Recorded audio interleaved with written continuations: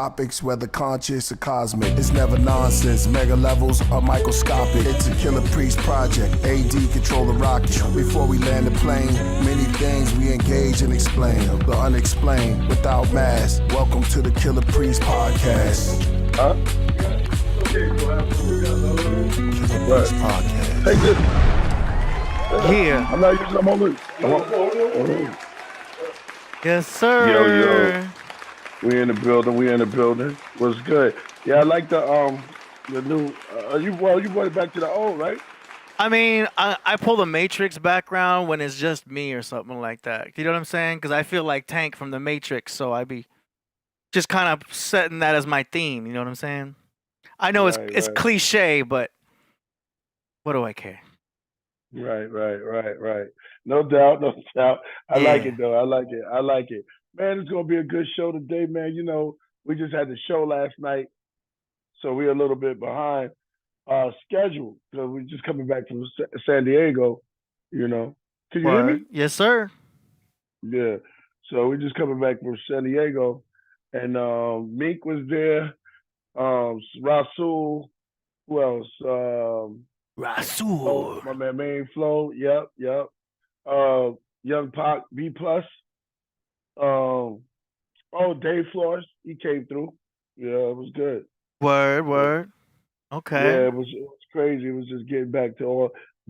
Rocking with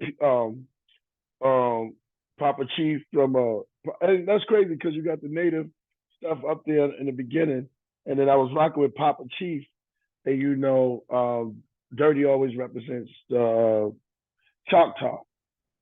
Yeah. You hear me better? Oh, I can hear you way better. What'd you do? My bag. I took it off. I had it on the stupid headphones. This sounds way better. Yeah, my bag. Yeah, so now we're ready to rock. So like I said, I just came from the show. The show was incredible. Thanks everybody from San Diego and Ocean Beach that came out. It was a great show. Hold on, let me show myself a little bit so they can see me, so I don't get creepy MySpace vibes. Yeah. All right. Hey. As y'all can see, I'm up in here. See the microphone. You know what I mean? That's the mic that's the mic that caused damage, AD. Oh, what?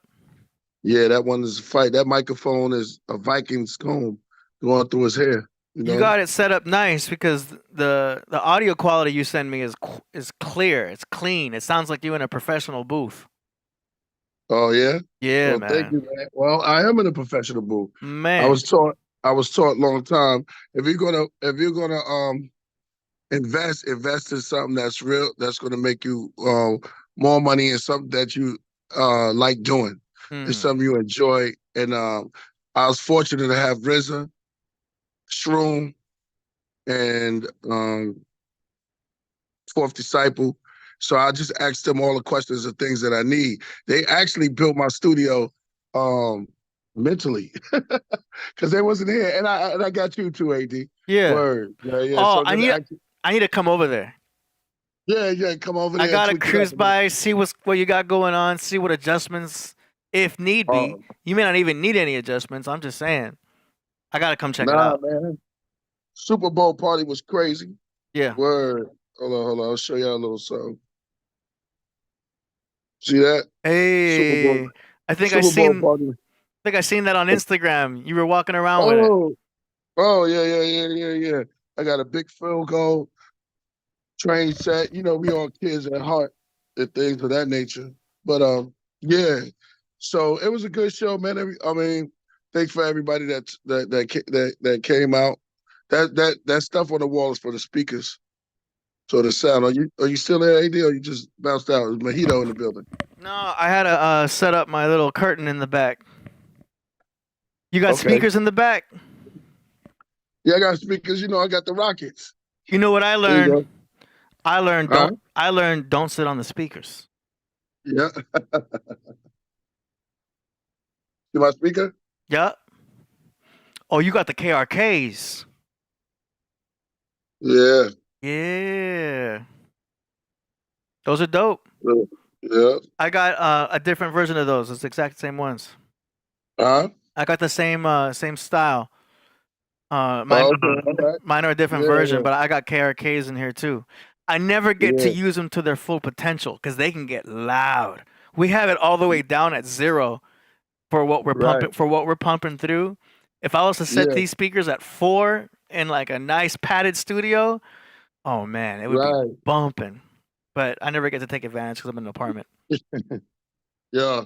I just want to show the audience something. All right. Since I'm at the spit eye, you know what I mean? I got some new type of oolong. You can Ooh. read that? Yeah. Yeah. It smells good too. Get your groove on with the oolong. Hey, trying to put something smooth on. Ooh. Yeah, man. All right, so yo, the day is going to be incredible. I can't see the chat room. Can I see it? I got it set up. Wait, give me a second. Yes, you can. 1 second. I forgot I set up a different You don't style. want me to read the chat room so I can get triggered? There you go. No, I had it. Who you talking about? Hold up, that cat right there just said this. Exactly. That's why I consolidated it before because I felt like the guests were getting distracted by the chat room when they were on Zoom. Oh, okay. So okay. I No, brought it. never did. I brought it completely to where they only saw what the people saw. Oh, okay. But Well, yeah, this is better for you when you're on Zoom. In fact, I'll even show you the view count right oh, there on your top left. only I can see it though, right? Yes, what you're seeing is only what you only you and I can see. Oh, okay. All right, a lot of stuff to uncover. I just want to say welcome to the Killah Priest Podcraft. I'm your host with the most, Killah Priest. I seek for the Middle East, the most there, so prepare, say peace. One of the rock is none other than ADA Dizzle. Yeah. What's good? Sorry, that was loud as hell. Oh, let me just move this over here. I can't see, yo. What the hell? Yeah, Get this right. I gotta check out your webcam setup and get you set up right so that. About from this phone? Oh, you're using your phone, huh? I need to get you set up with the webcam. Yeah. Yeah, you need That a way webcam. you can do other days here and there. Just, just to do them. You Yeah. know what I mean? You could run the podcast from there or here. It'll be good. Exactly. And exactly. then there's been a lot of talk about giants. Okay. Yeah. There's a lot of it talk about Nephilims and the supernatural and what that have to do with us. Coming in. Yep, I'm making room. Make some adjustments up in here. Being high and being on high levels, depending on what we eat and what we take in. When you get certain supplements, you see now they switch it as in doing. They called it drugs, right? Mm-hmm. I'm gonna do an acronym for drugs, but really, what we take in that takes you on another plane. Like when you're inside of like what you eat every day, what you take in, because everything is a diet. What you take in, your mind start to open up, the brain start to releasing the serotonin, and then you get the effects of the imagination or the virtual world, the 3D world. It's not always supplements from PCP or acid tablets, but you're ingesting it. You're taking something in. You're eating. Yeah, there's different roads to the same destination. Right. So the Holy Grail, right? Mm-hmm. What's the science of the Holy Grail? The cup. So there's what up, Gems? Solo? What's good? Kicking it right. Oh, peace. Hey, you in the place where I need to be. Oh yeah. We in the gym. Oh man, Word. putting in work. Yeah. Oh yeah, definitely. You know how I go down. You getting them? Getting them gains. Oh yeah, you know that. All kinds of gains, all kinds. Yeah, you gotta get the gains in. That's all. It's a rainy day, so that's kind of how it is out here. Yeah. It's a perfect time to go to the gym, actually. Right when it's raining. Yeah. When it's raining on that. Damn. I mean, get the focus. Nobody's in the gym, so that's how I go down to here. Word. Yeah. So solo gyms, are you in the gym? The solo gyms? Oh, the solo gym. Yeah. I'm the solo gym. I mean, I'm the only one here, right? Yo, Yeah, I was in the gym the other day. Oh where's yeah. Which one? Jim? Where's Jim? Jim's Pizza. Oh Hey, let me man. get an extra slice. Man. Yeah, Man. the Podcraft. Word, Uh-huh. the law of math. Word, the star gas. Yeah, so I was just building on, yeah, so what we take in, sometimes mag it magnify our thoughts. Um, Mm. it was crazy. It was just so many other things going on. And hold on, I'm gonna tell you something, AD, so we can get started. Since we started Solo Gems here. First of all, Mm-hmm. Solo Gems didn't even come to the show. But what's up? What's up with you, Solo? How you doing? I've been good. I've been well. Just maintaining, doing my own thing. I spoke to my family and just check on people. You know what I mean? I know you killed it on your show, so I don't need to be there all the time. All right, all right. But just stay focused on myself and just work on my own craft and try to build myself up. That's really it. Oh, that's fire. That's Yeah, fire. That's yeah, fire. Yo, Okay, this okay. is yeah. cool that we're doing this because we've never had solo on Zoom before, like I Oh this. yeah, know. yeah. Not the craft. Yeah. This is the first time I'm on the Zoom right here. See, What it's you working? go ahead. What you working on? Arms, legs, what? Oh, I'm working on arms typically. What I mean, chest or whatever. Right now, I mean, it's the gym is kind of wacky here. I ain't gonna hold you. This is a whack gym. Is, Oh But man. is today a push day or a pull day? it's a pull day. Mm, More pull. Not really pushing anything right now. There's nothing to push in here, honestly. yeah. It's more calisthenics in here. I mean, more running, more jogging. Oh, got you. Yeah, yeah. All right. Well, But, we got a super chat already coming in from David Flores. hey, Oh, Pete Dave was in the building. Was good. What it says? It says, "Peace, Priest and AD. Last night's show was the most amazing show you could ever imagine. I lost my voice today because of all the screaming I was doing. Thank you, hey, Priest." Yo, shout out to Dave Flores, man. Yeah, he represented hard, man. Yo, we should have Sue come in. And Sue did something crazy. But Dave Flores was representing, man. He know the lyrics, man. Yo, Dave Flores might have to go on a tour. Oh, I was telling what? him, yeah, he hey. know the lyrics, man. And yeah, at one point he did a high jump. I do I do reminisce, man. That was fire. But A Dave high Flores was jump? there. Yeah, it was super hype up in there, man. I went crazy too, man, a little bit. So I was just like, I enjoyed myself. It's good to interact with the fans. Mm, And then I wish it was a little what happened was they was just like after the show, they was just trying to close the joint down, but it was near a beach. So it was very beautiful, you know. We Mm, called it like it was there. Thank you for that, Dave Flores too, man. He was in there representing. My that's man, fine. That's fine. E Plus, man, Capra. You know what I'm saying? Man, Capra was up in the building. oh, what? Well, yep, yep. Hey, Me, Capra was up in the building. He had some ill pieces. Well, yeah, some ill pieces. It was just dope. It was just dope. And my man Main Flow showed out, and we just showed it up. We just showed it up. That type of stuff inspires me to keep on writing and keep on pushing. Yeah. that's Enough dope. about That's me. dope. I did I got some new weed equipment they gave to me. Kind of crazy stuff. Weed equipment. Yeah, Mm. I'm gonna show you some new breaking. Hold on, let me throw my. Got some new paraphernalia. Yeah, you're gonna trip. Throw my hat on. I got on my hat for that. Hold on. You can see me? Can't stand when Yeah, we people see. be texting me when they know I'm on, yo. Uh-huh.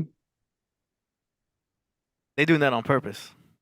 Yeah, man. It's like, Yeah. yo, man. Oh yeah, I want to shout out. I'm gonna shout out a very special person to me. You know what I mean?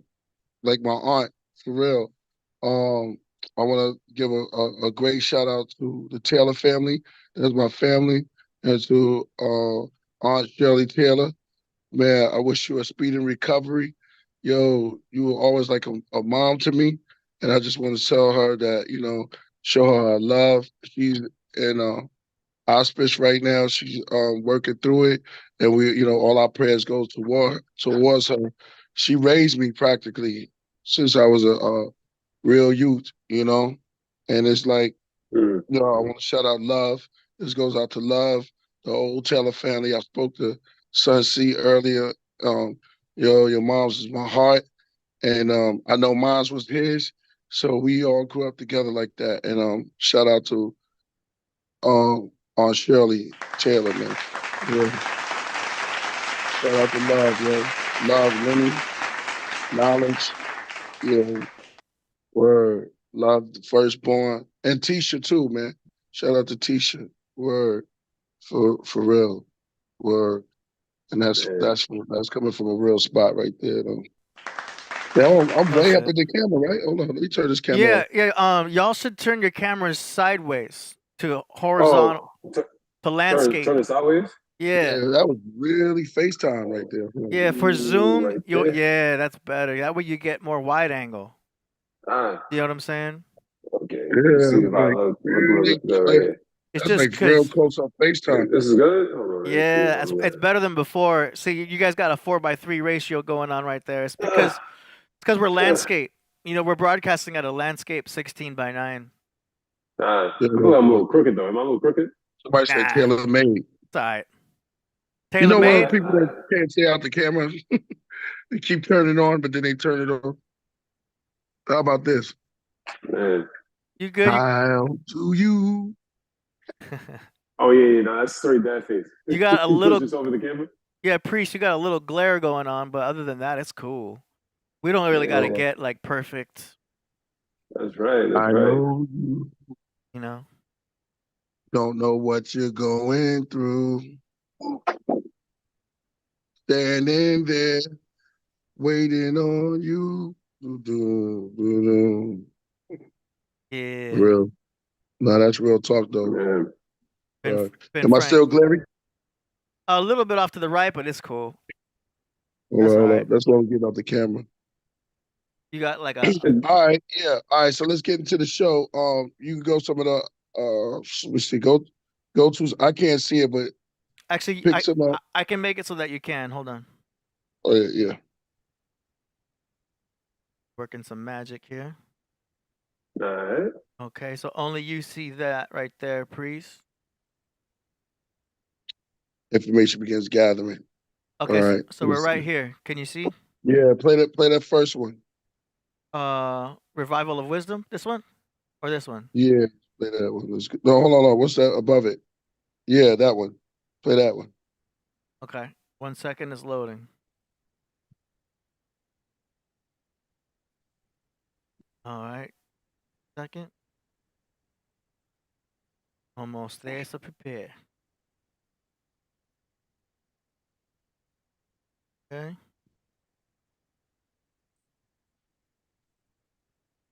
Action that's caught between these two dogs. The one on the other side of the puddle, the bigger one, is a little more unsure than the one that's approaching. And you'll see a look away here to create a little avoidance, to break off a little bit of the tension, and look back, and also the tail going. So he's basically saying, I am no harm. I mean no conflict here whatsoever, as he looks away a little bit. The other dog is actually doing an excellent job with its tension.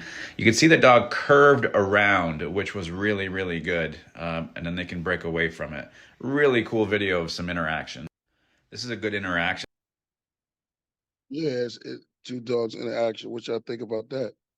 That's crazy. Is he speculating? Yeah, he's like the dog whisperer, but he just check it out. It's just amazing to me how, we thinking that, dogs are smart, man, super smart. But that's them two acting with each other, but he's communicating with the other dog by the wagging of the tail and the looking away, So they have forms of communication. Because they can't, just because they can't talk, you can't tell me that other things can't happen. If you just You only can see what you see or believe what you believe. You got to see other things and travel, go somewhere, learn something different. Right. Yeah. Nah, they definitely that's the way they're communicating. Yeah, it definitely is. It's dope how they have their own form of communicating though. That's fly. Nice. Mm-hmm.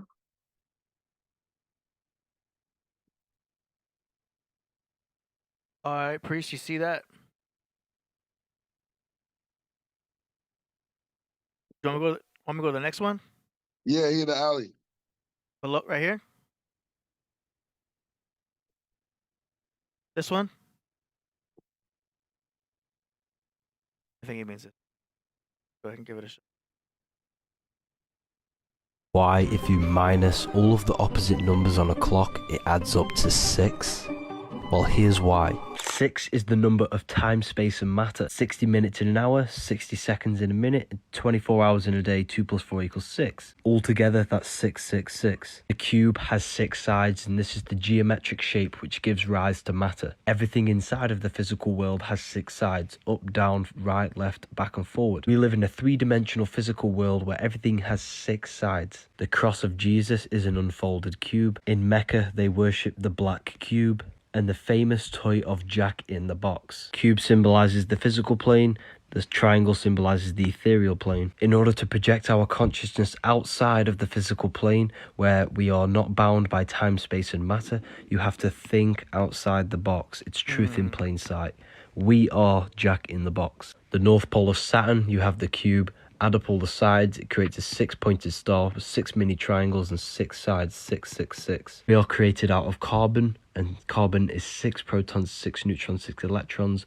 The body is the mark of the beast because this is the mark of time, space and matter. Our consciousness is hexed into time, space and matter. And that's why the Bible says Satan, who is the god of this world. Satan is Saturn. Saturn is the god of this world. Saturn is pretty much the computer that we are in. The link is in the bio Yeah. for my book of wisdom. And Saturn is Chronos. Yeah, what you think about that? Yeah, I want you Yeah, to put that was a lot that's of stuff, man. 666. Yeah. 666. Also, when you look at the periodic table, 6 is carbon, right? Yep. What And is man made out of? carbon. And in Spanish, when they say what's up, they say orle cabrón. We call each other a cabrón, which is carbon. Wow. Mm. But check it out. Check it out. The number 6, it says the 6 is the number of a man. Yeah. Yeah. Revelation. Because we are the beast. The body is the beast. That's who we're fighting Yeah. against. All our urges. Mm. You all what you eat. Yeah. What you That's think true. about that solo, James? Very creative, yeah, very informative. Yeah, that's dope. That's dope. You allowing that. Yep. Yeah. But see, also he was getting into Saturn. He was talking about how how the Well, Bible you says Satan rules this world is because Satan is Saturn, and Saturn rules this world because it is time, Chronos. You know how they have Chronos, chronological, like the watches, Chronos. That's the time. So that's why Mm. he rules this world because time rules this world. It's the Grim Reaper. You know how the Grim Reaper has a sickle, that big long knife, that sickle that the Grim Reaper has. That's the freaking Saturn. That's the Nike symbol. That's just the edge wow. of Saturn. Yeah, it all goes back to Saturn, bro. They're all worshiping That's Saturn. crazy. I got Nike on right now. Crazy. Yeah, Well, man. sin is the moon. It comes from Ninsin, right? Mhm. So it's the moon. So yeah, also when you look at the stars, it tells you that the stars fell from heaven, right? And this place has became the inhabitation of devils, which is a bunch of liars and deceivers. So in these times, it's times because you got to bring it to a solution, and we got to bring because we know what we're living in. You know, AD is absolutely right, but now is the worship, and the stars are falling. So people are failing to read the stars and not going back into that analogy and not even knowing that science. because they don't even know themselves. So once the stars fall, then you understand that, man, they lost that knowledge of astronomy and understanding those sciences like that. And we dealing with each other on a negative vibration. And it's become to the point that it's become the inhabitation of devils and every uncleanful bird, unclean, the thing is, so that's the opposite of clean.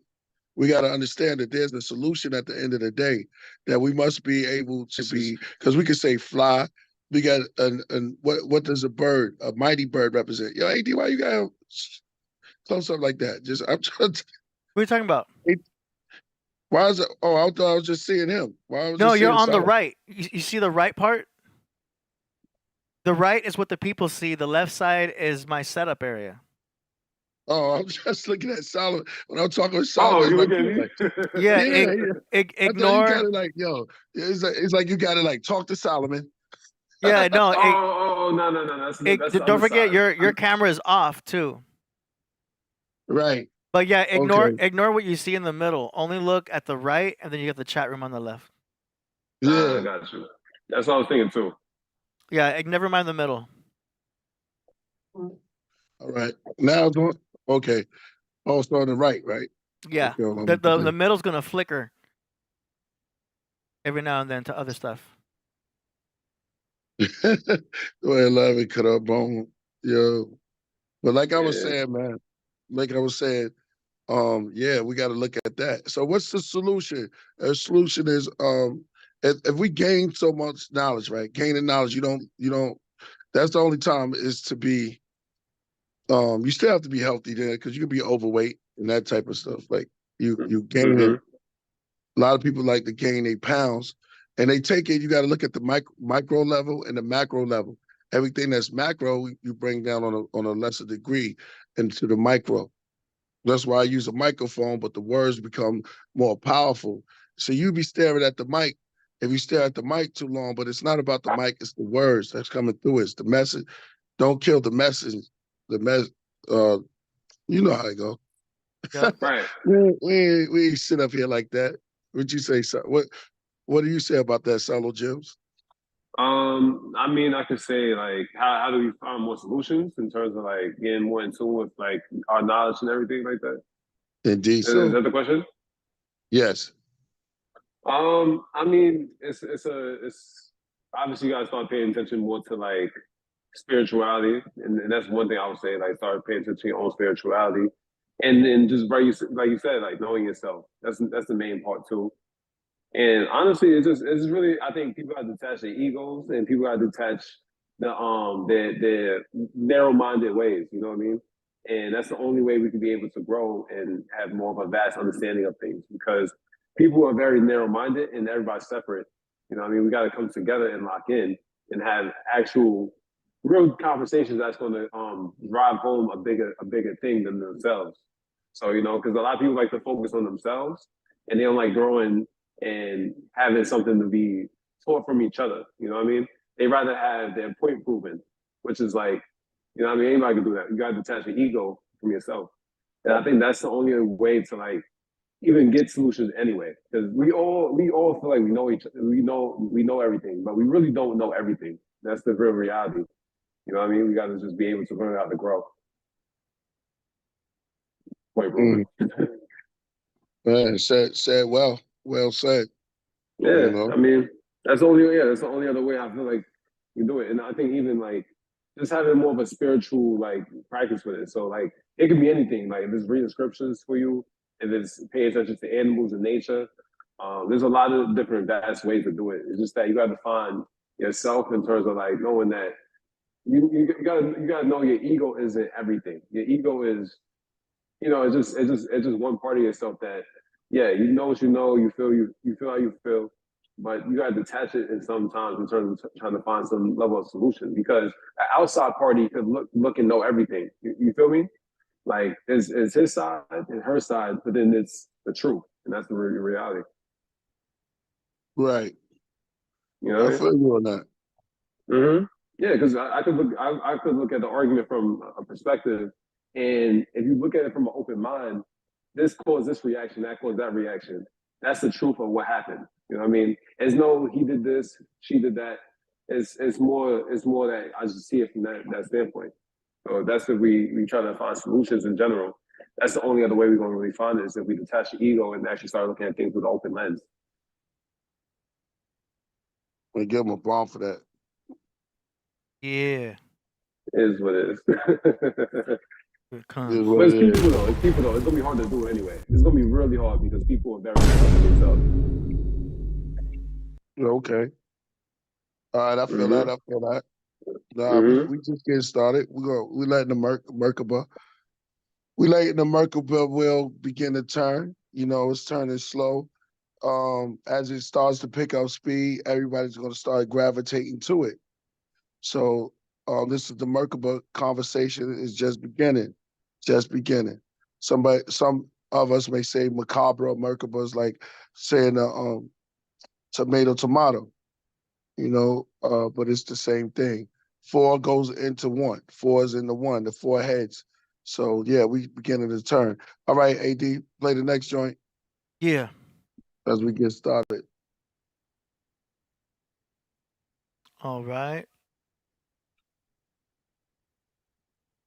Dogma. Look, I like how things come because you got dog, and then you got the word dogma, right? And then you got Anubis, which is a dog figure from the canon, which is jackal, but still dog. And when you're going back into that, it's the opposite. The opposite direction of dog is God. Y'all know that, but I'm going for the beginners because that's where it all starts at. It's basic stuff. The basic stuff is what I like, man. Sometimes saying your ABCs, just ABC and 1, 2, 3 is easy. You know what I mean? There's do, re, mi. Those are the small little things that we got to look at. You know? Oh yeah, that's the dog that be squealing. Oh yeah, dog, because I know somebody like that. Because I'm looking at your joint. No, I just said to you, well, play that. You can play that dog. Let's go throw something. They like Pats. How do you pronounce their name?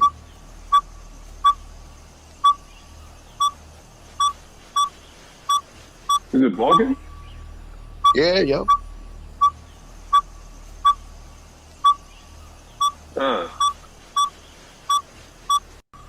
Yes, sir.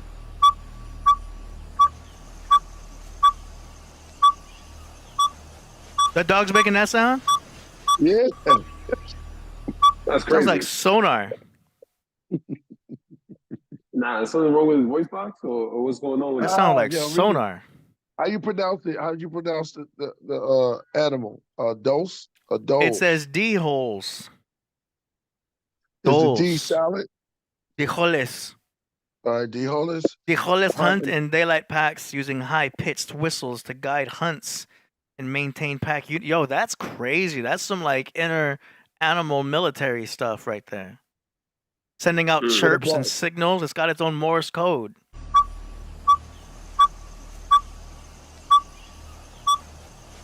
That's crazy. And it's a perfect pitch. Like that is Perfect, right? That's like a note. It's basically singing a note, technically. Yeah, it's just not threatening. Like, that's a sad part. Interesting. That's Yeah, cool. that was my dog. They're beautiful, right? Mm-hmm. No, it's Yo, beautiful. This planet is beautiful, man. The Most High got beautiful things, man. This planet is man. This planet is stuff on here that we're finding out every day, and we're just doing that to get our brains to grow more. Because when we start hearing things like that, our brains begin to grow. Our knowledge, we get more knowledge of a lot of things, and now we starting to understand. Because I was just talking about the dogs. Yep, somebody said Dogon. That's true. The Dogon family. So when we start seeing different dimensions, like even armies go out, you see a lot of knowledge because you get to see the people, you see the animals that live in their neighborhood or in that forest or where they're from, and it gives you a whole different aspect. You never knew a dog can bark like that. He was singing, yo, high pitch in tune with the dolphins. That's crazy. Yo, Priest, I accidentally left the front door open to the Zoom. Oh, and, Crip Jesus, yeah, what up? Look yeah, who came in here. Peace, amen. Yeah, we Peace. built. Yo, how you feel about that, Crip Jesus? Let's build. Audio. We build it. Now we build it. Oh, he's getting his audio right. Somebody said crappy, majestic. Oh, you can't call that a majorly mutt. A majorly mutt. Kill Jesus, yeah. AK, yeah. Peace to the God. Yeah, peace. Crip Jesus, you're muted. Yo, hit it again for him. Oh, you unmuted and you accidentally muted yourself back. There you Lord go. have mercy. Am I back? Now Okay, you're good. let's Now get you're it. good. My bad. Hey, I ain't gonna lie. You know I love y'all, so I was like, let me just slide through, see what's going on. I'm like, okay, I just slid right up in. So Yeah. That's what happens when I leave the you know, door you unlocked. you gotta hit the button and say join audio. I ain't hit the button. I'm like, I can't hear nothing. Yeah. What's up? Peace to the guys, man. Yo, peace to the Peace. God. Yeah. Solomon, where you at, man? You in the gym? You getting to Yeah, it? this is the gym right here. This is right here. I mean, it's like a little fitness center. It's not really a gym. I just do what I could do in here. You know what I mean? Okay. It's more like I just find something to do. It's a boxing bag right there. So I can punch that right there. But outside of that, there's no real weights in here. You know, I stay in the hood, so what we do is we go to like the little jungle gym and we just do shit like this. You know what I'm talking about? Yeah. I know what you're talking about. That's like And the way. I keep one of these by the couch.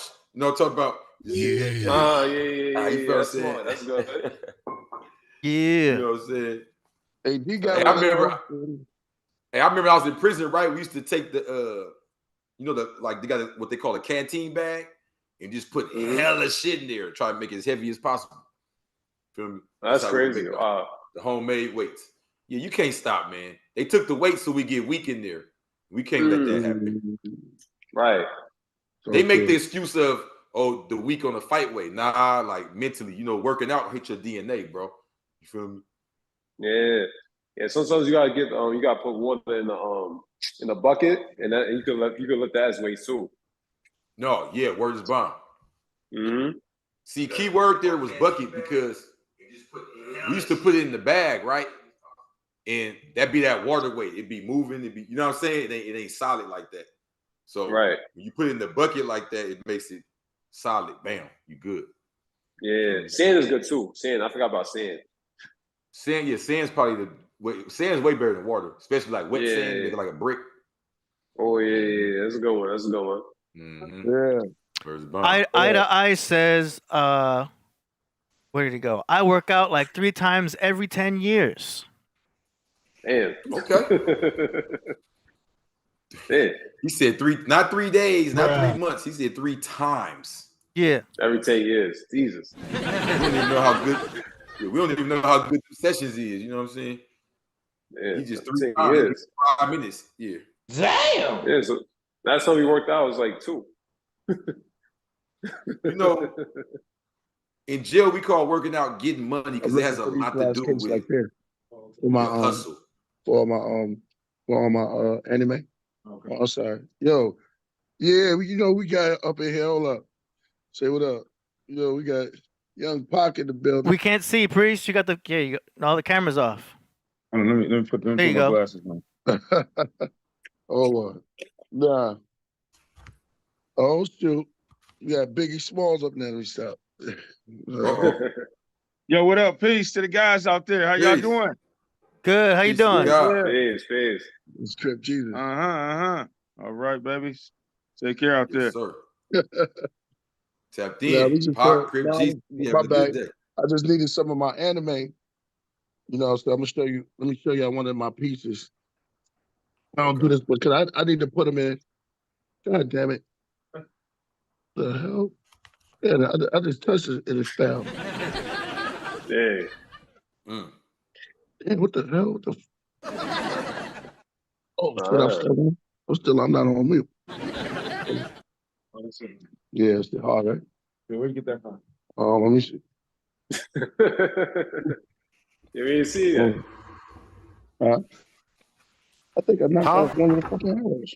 What did he say? Here you go. Man. You ready? Yeah, I'm ready. Yeah. Let me move this Manuka honey out the way. Huh? The Manuka honey. I'll try to move that out the way. That's I that got pure a right big there. jug of that. They don't know What about is that that? Manuka. Hey, y'all want to hear something about Manuka? They don't know about Manuka. Hey, let me tell you about the Manuka, guy. Let me tell you about the Manuka. For y'all just thinking, right. oh, they talking vegan or not. No. I had a woman, right? 80 years. You like this type of stuff, AD. Yeah. She burnt her left leg, 3rd degree. And she was doing the good thing. She was cooking for the guy and got a little sloppy, burnt the whole left leg, like dripping, bro. Like you can see the drip on her burnt skin, guy. Damn. She go to the hospital. They tell her she got to get the collagen stuff, right? It's gonna take months. It's gonna cost like 300 per tube. It's gonna run us some bands, right? Yeah. I called one of the Earths. You know, I'm 5% for real. You know, these niggas be studying on the computer and all that. I called one of the Earths of the town. She say, get Manuka honey, pure Manuka honey. Because pure Manuka honey deals with the collagen of the skin and all that. It you know what I mean? It makes it rebirth. Word is bond. No tubes of what they gave us. Pure Manuka honey and a little bit of like, you know, some guys first aid type shit. Healed her right up, bro. She back at the club dancing, throwing that leg out like Tina Turner. You know what I'm talking about? Dang. Hey. That's all it took was some Manuka. Manuka. All it took was nature. You know what I'm saying, bro? Dang. Okay, Priest. Yeah. Priest, what we looking at? Let's add to the collection. Yeah, that's hard. Yeah, that's Goku, right? You see the arrows in his head? Yeah. Nah, that's Vegeta. Oh. Who's that? Vegeta, right? That's Vegeta, yeah. I don't know That's anything Vegeta. about anime. I thought that was Goku. It's like a samurai. That's like a samurai Vegeta. Yeah, this is how I keep my Manuka right here. And this right here is Manuka. Oh, that's what Crip Jesus was just talking about. You know. Hey, yo, Crip. Honey? Yes, sir. Yeah. And I put lemon in it, and I put a jalapeno pepper in it too, just to give it a little spike. Kill you right on up. Kill you right on up. All right, let me because we still getting ready. Good. Yeah. All right. Now we here. Yeah. All right. Well, that, I like that breakdown on Manuka honey though. Yeah, Manuka's like some penicillin or something, man. And you know what? Here's the cold part. The honey we get in the stores is so watered down. That's not the honey that's talked about in spiritual speak. Now, I can't speak for the Bible and all that, but in the Quran, it talks about honey all through it. It talks about bees and honey a lot because a lot of people don't understand the amount of healing factors that come from pure honey, Manuka, pure honey. You know what I'm saying? That wild honey. Not when they take it and water it down and put all the sugar and make it look cute and give it to you in the store. Damn. That's that good. Right. While you on that finished building, I got something I'm gonna send you. I want y'all to hear about this right here. Have you heard of this? Come on. What you got? I want some of this. Yo, but you can make it. Okay. Hold on. I'm gonna send it to you right now. This is and it's just going right along with Crip Jesus said. I'm gonna send it to you right. The honey? Yeah, it's still got something to do with the bees. Oh, the bees. The bees is the workers, man. They come through doing things. We don't even understand what's going on. That's real. You know how so you know, in the Quran it breaks down how it's the same sexual process we go through, everything goes through, right? So you might look at plants and be like, well, I don't see plants hopping up, humping each other, right? But we don't understand that the bees, and correct me if I'm wrong, the bees actually like have a process where they fly, you know what I mean, to one group of the female, you know what I mean, the feminine plants gather up there. Well, let me take that back. From my understanding, they got a queen. Male plants. Yeah, the male plants, I think they go around them and whatever's on them, I don't want to say the wrong word, the pollen or whatever that gets on them, and they transfer that to the female plants. Feel me? When they go poking around them. Yeah, so there's a process goes on even through that. The bees crazy. Are like, man, the bees are really holding it down for us. They're a very big part of the ecosystem, bro. And hey, have you been hearing about how we've been seeing less bees? It's a problem right with that. Mm-hmm. Yeah, that's crazy. Less bees. And word. Yeah, they've been saying like they might be seeing less bees or bees going the wrong direction. It's a big, because they're a big part of the ecosystem. Like I was saying, like there's a lot of plants that's not going to be able to reproduce if the bees aren't. Yeah, we need bees, though. Yeah. Mm-hmm. Pollen, like I said, the pollen from the male plants gets on them physically, and they transfer when they go visit the female plants. That's how the plants essentially are getting it cracking. Man, that's crazy. That's wild, right? Yeah, that's crazy. Yeah. It's all a design. Play that one. Play that for Crip Jesus, AD. All right. And yourself. Tell me if y'all heard of this.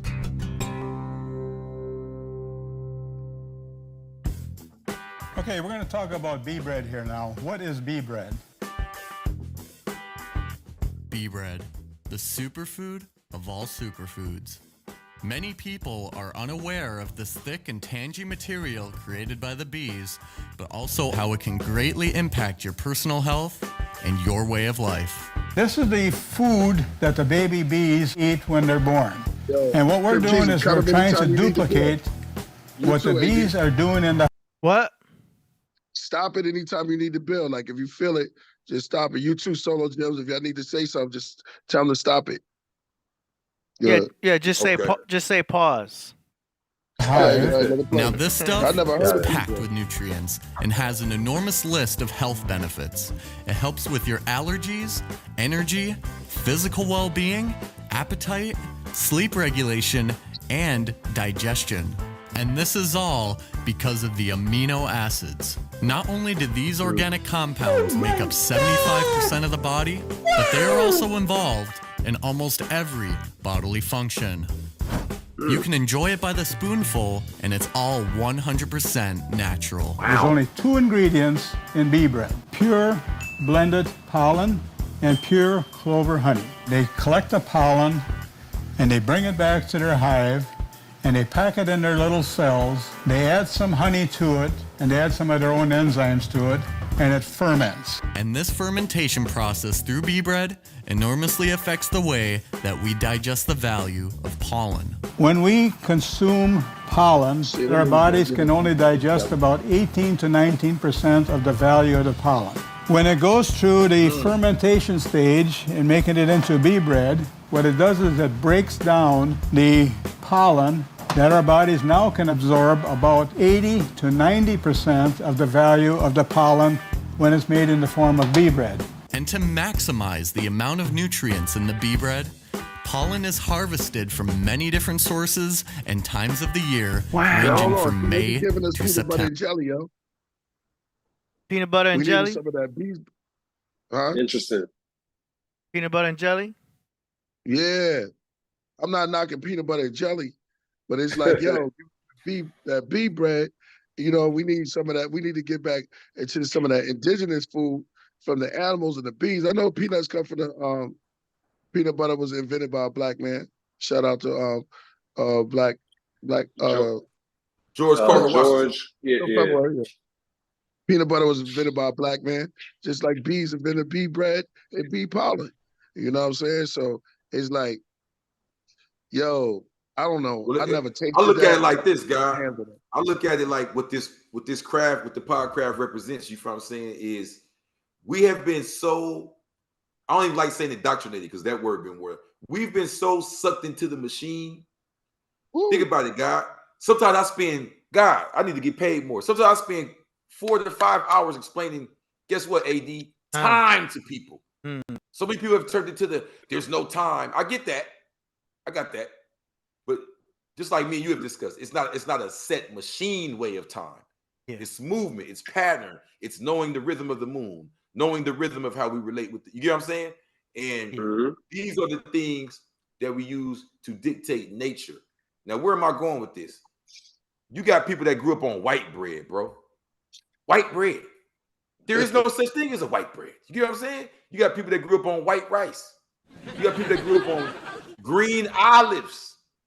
An olive is black. Wow. See what I'm saying? That's hard. I damn near want to cry looking at this beet bread because you know all I think about is how much toxin and poison have I put in myself, and do the people around me put themselves with just something simple? God, you know, bread's supposed to be healthy. I'm eating a veggie thing. I'm eating some soup with a slice of bread. Yeah, we should live by bread alone. Yeah, that's real.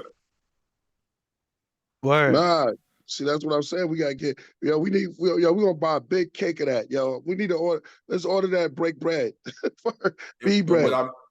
What I mean by comparing it to the craft is,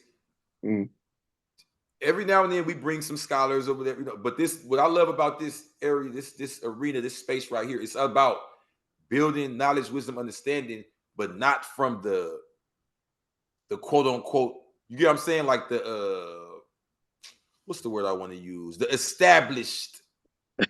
Right. Establishment of knowledge. You feel what I'm saying? I'm the smart nigga. I'm supposed to be telling y'all what it is. Like, nah, ain't what we doing here, bro. You feel me? You talking about Joe Louis. That's when you get the truth, when you let the nature play out. So little did we know there's a natural bread. You feel what I'm saying? That's just wild. You know, just like I didn't know there was a natural. When she told me Manuka honey to heal her skin, I'm like, but when I thought about it, I said that makes sense. Why would there not be nothing in nature? You see what I'm saying? We're that's like bread, or that's a healing, you know what I mean, for the skin, or right. All of that's there for free. Yeah, it's antibacterial. Yeah, but we're so detached out of nature that we don't even know this type of stuff. You know what I mean? Nature's constantly getting information. You know what I mean? That's the evolution of nature. It's constant information. You know, they pay attention to us. They know what our problems are and what's going on. You know what I mean? But we're so detached out of nature that we might not even know what we even put in our bodies in the first place. You know what I mean? So that's the problem right there. I be seeing you on social media. I know you seen that clip with Orlando Brown. Like, they're making us pay for things that God gave us for free. The water, the apples. No, they ain't making us pay for it. I'm about to drop a bomb on y'all. Ain't that they making us pay for it? You know what it is, Solomon? What happened? We lazy now. We lazy. How many, you younger than me, how many of your peers really want to grow some apples? Nah, that's true. Nobody. I can tell you that right now. Nobody. Really want to, come on, tell the truth. I had an avocado tree in the back of my house. You know what I'm saying? These ain't rocking with that type of, you know what I'm saying? But then we take time to break down some powder and boil it up into a rock and put it Ain't no excuse, God. You already know. Food is a drug too. Food is a drug too. So I think it goes to show and prove we addicted to that instead of what we need to be addicted to. Yeah. Yeah, we'll grow that weed plant. That part. Oh, give me 1 minute, guy. Hold on. Yeah. When it comes he gonna get his weed plant. Yeah, when it comes to weed, he's like, look what I got right here. When they come to get them weed seeds, boy, yo, one dude, he gave me some weed seeds. Yo, I swear his eyes was bright, like car. He's like, yo, I'm giving you the life now. Let me turn on my camera. When he gave me this pack of weed seeds, he was like, yo, and he had his friend next to him. Let me turn it right. He was like, yo, you don't know what's, this like here. It was like Jack and the Beans. It was like when Jack found the magic beans. They gave me some weed, but I gotta grow them. Yeah, now, I'm not like a good, I don't grow weed like that. Huh? You can get a hydroponic kit online. Yeah. See, they know how to grow. They know how to grow it. And now I'm not saying I'm not knocking it because it is a plant.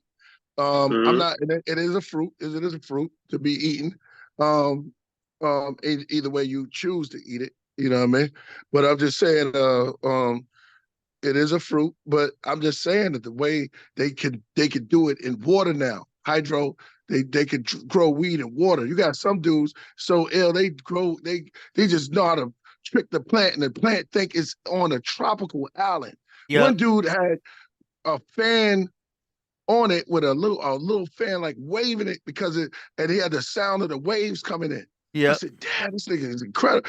But because he wanted the whole effect of is on some type of tropical island mystic, you know. Yeah. Like, wow. Create the environment. And then he had a rotten apple sitting over there in a corner with the seeds falling out of it and everything, man. Yeah, man. Yeah, and they're using LED lights now too. Mm-hmm.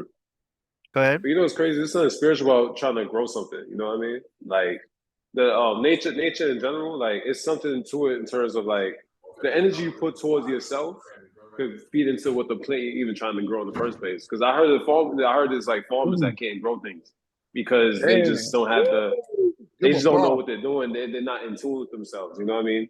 They're either frustrated off of rage and anger or whatever, but they can't nurture a plant. You know what I mean? Because you got to nurture a plant up to growth. You know what I mean? A healthy plant, especially. You know what I mean? You got to know what to do. You got to know what goes there. You got to know everything that feeds into the plant. You know what I mean? Most people don't know how to grow things because they even know how to nurture something in general, or they've never been nurtured. You know, because nurture is the main thing. You know what I mean? That's what growth plants come from. Word. Fire. Yeah. Fire. That's crazy. Yeah, that's fire. It's real. No, because my grandmother, she does she talks to her plants. So I always see my grandmother talk to her plants and everything like that. But when I really started understanding what she was doing, it just she heard that it makes them feel good. It makes them grow more. You know what I mean? She cuts the ends of the leaves that's dead. You know what I mean? It's just the way how it grows. She knows how to keep it maintained. So it's just something that I pay attention to, and it's like, yo, you got to really have a heart for them. You know what I mean? Because it's all about nurturing. It's like a child. You know what I mean? You don't want to damage your child.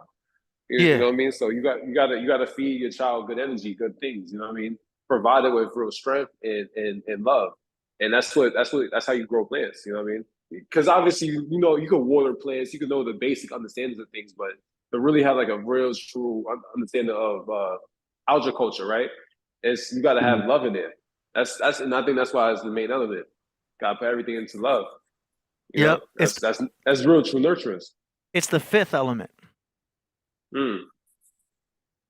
Oh, you got a super chat here from Kurt Gobang. He says KP been on legit gold for a week. Thank you. Huh? He said what? He's been on the legit gold. Yeah. He's saying he bought the Shilajit. Oh yeah, man. Yo, Starlo just took some of that earlier. He said he was feeling great. I just took some too. Crazy. Yeah. I got enough energy for like when you wake up, especially it helps when you wake up too. Like when you wake up, it just gets you right in the morning, like gets you going. You know what I mean? When you're motivated to do things and like want to like go forward. So I think that's the one thing I learned about taking Shilajit. Don't take too much though, but take the right amount of doses. You know what I mean? Gives you all the minerals you need to be electrically charged. That's what I'm It's like a level of arrogance for us to really think that like what we're putting inside our bodies don't affect us. But if you think about it though, that's part of the American culture. Think about it. It's like, nigga, I drunk that whole bottle and didn't do nothing to me. You feel what I'm saying? Drink. You better not pass out. It's like this big culture push to I'm above the element I put in my body. It does nothing to me. Right? Oh, don't eat. That's bad for you. I mean, my granddaddy ate pork till he was 95. It did nothing happen. Like, you see, it's all this whole thing of like, what about being supreme? Fuck just being, I didn't die. You know, I survived. Yeah, I survived. Yeah, this whole I survived. I got a C minus.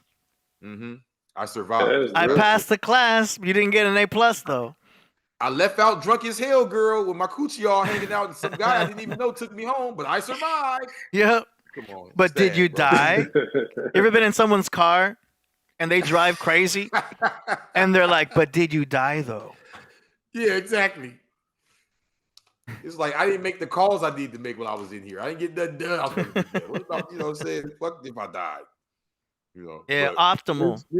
this culture of celebrating losing is bad, man. When we celebrate, like, oh, but you still good, you failed relationships and failed dates and just failed things and just like, but I'm good though. It's like, Well, yeah, you like know, you said. That's what made me start writing, because I started feeling like our people had like a competition of who's the worst, as opposed to like trying to, rise up. They'd be like, "Oh, that ain't nothing." Your mama died. My daddy and mama died at the same time twice. Came back and died again. She like, what the hell? Like, yeah. Out of that, like, you broke. I'm broke. You ain't seen broke. I didn't so broke. I didn't went under broke. You know what I'm saying? It's like, okay, you win. You know what I'm saying?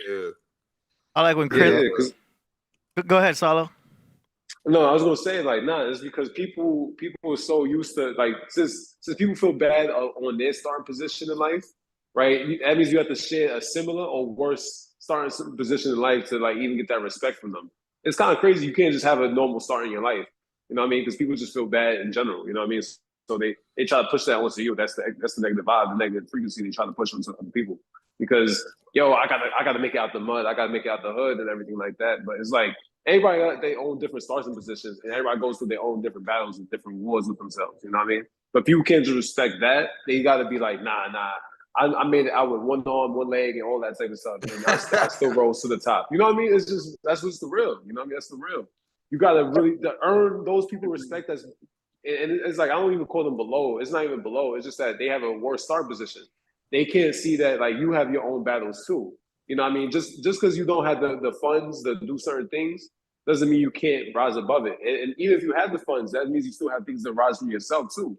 Everybody got their own different paths and journeys. Let me ask you this then. So you were originally from the East Coast, right? Did I hear your accent? Yeah. Okay. So now you out here. It's sunny, it's beaches, all that. But these dudes out here are still trying to play that game. Oh, you don't know. You have no idea. You have so right. This is the conclusion I came to. I started playing the mind game. I said, you know what? My story's too bad to even play that game, right? Because now it's like I feel like I'm trying to force you to make me the best. You got what I'm saying? Like, nah, mine's is worse. So I start going good with it. I start saying, oh yeah, I ain't been through that. Yeah, my shit, it wasn't too bad. They start competing with that. Oh, I ain't saying it was like that. Don't get it twisted, nigga. We had the big screen and come on, it's just a competition, bro. It ain't even about good or bad. You feel what I'm saying? They have to do with insecurity, bro. So they always gotta one up a motherfucker. You feel me? That's what it is, bro. Yeah, it's real. I think the biggest learning lesson is like, even when you like first started talking to girls, you know what I mean? I think that's a big learning lesson too. You know what I mean? Like, I ain't got no guidance. Nobody taught me how to get women. I had to learn all my own. This is troubles and tribulations. You got to learn how to even be able to maintain or even get in a relationship with a girl in general.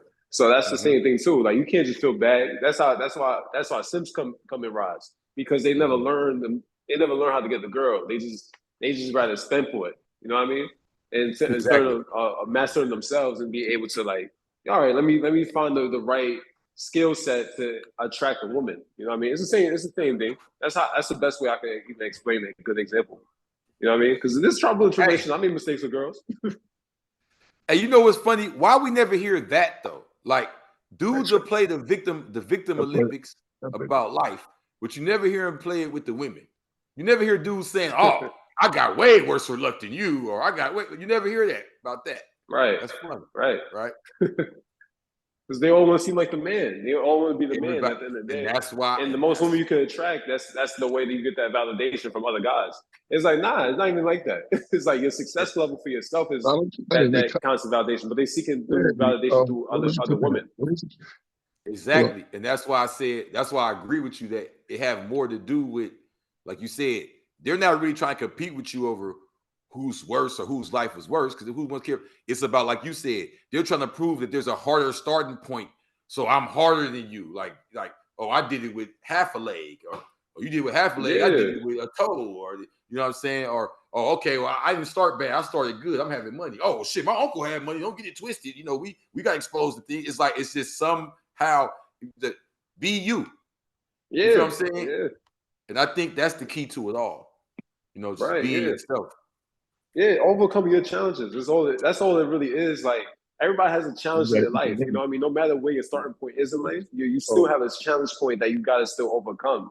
And that's what most people don't understand is that they gotta prove that, yo, I had the hardest thing in the world, you know what I mean? I made it out, you know what I mean?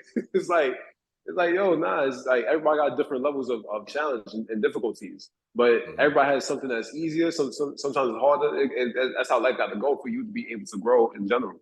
You know what I mean? But people rather just stay on that level of mindset that force them not to grow. We got another super chat says, Crip Jesus, I call those people one up. Yes, sir. He knows exactly what I'm talking about. It just becomes the one up. Yeah. If something bad happens, something worse happened to them. If something good happens, something better happened to them. If you saw the show, they saw the movie. If you saw the movie, they saw the documentary. If you saw the documentary, they saw the behind the scenes. It's like, oh, okay, bro. Yeah. Yeah. Or those are the type of dudes you say, you seen this movie, they'll lie like they seen the movie. Like, bro, you ain't got to act like you saw the movie, yo. Right. Once I start talking about it, you don't even know what the hell I'm talking about. All right. Right. So what time we leaving tomorrow? Do you feel lesser than if you haven't seen that movie? Like, what? You're tripping. Nah, it's just people don't want to be out the loop. On the weekend, are you going to have a show? Hey, look, I'll tell you right now, I didn't see that Bob Marley movie. I heard that Bob Marley movie bad.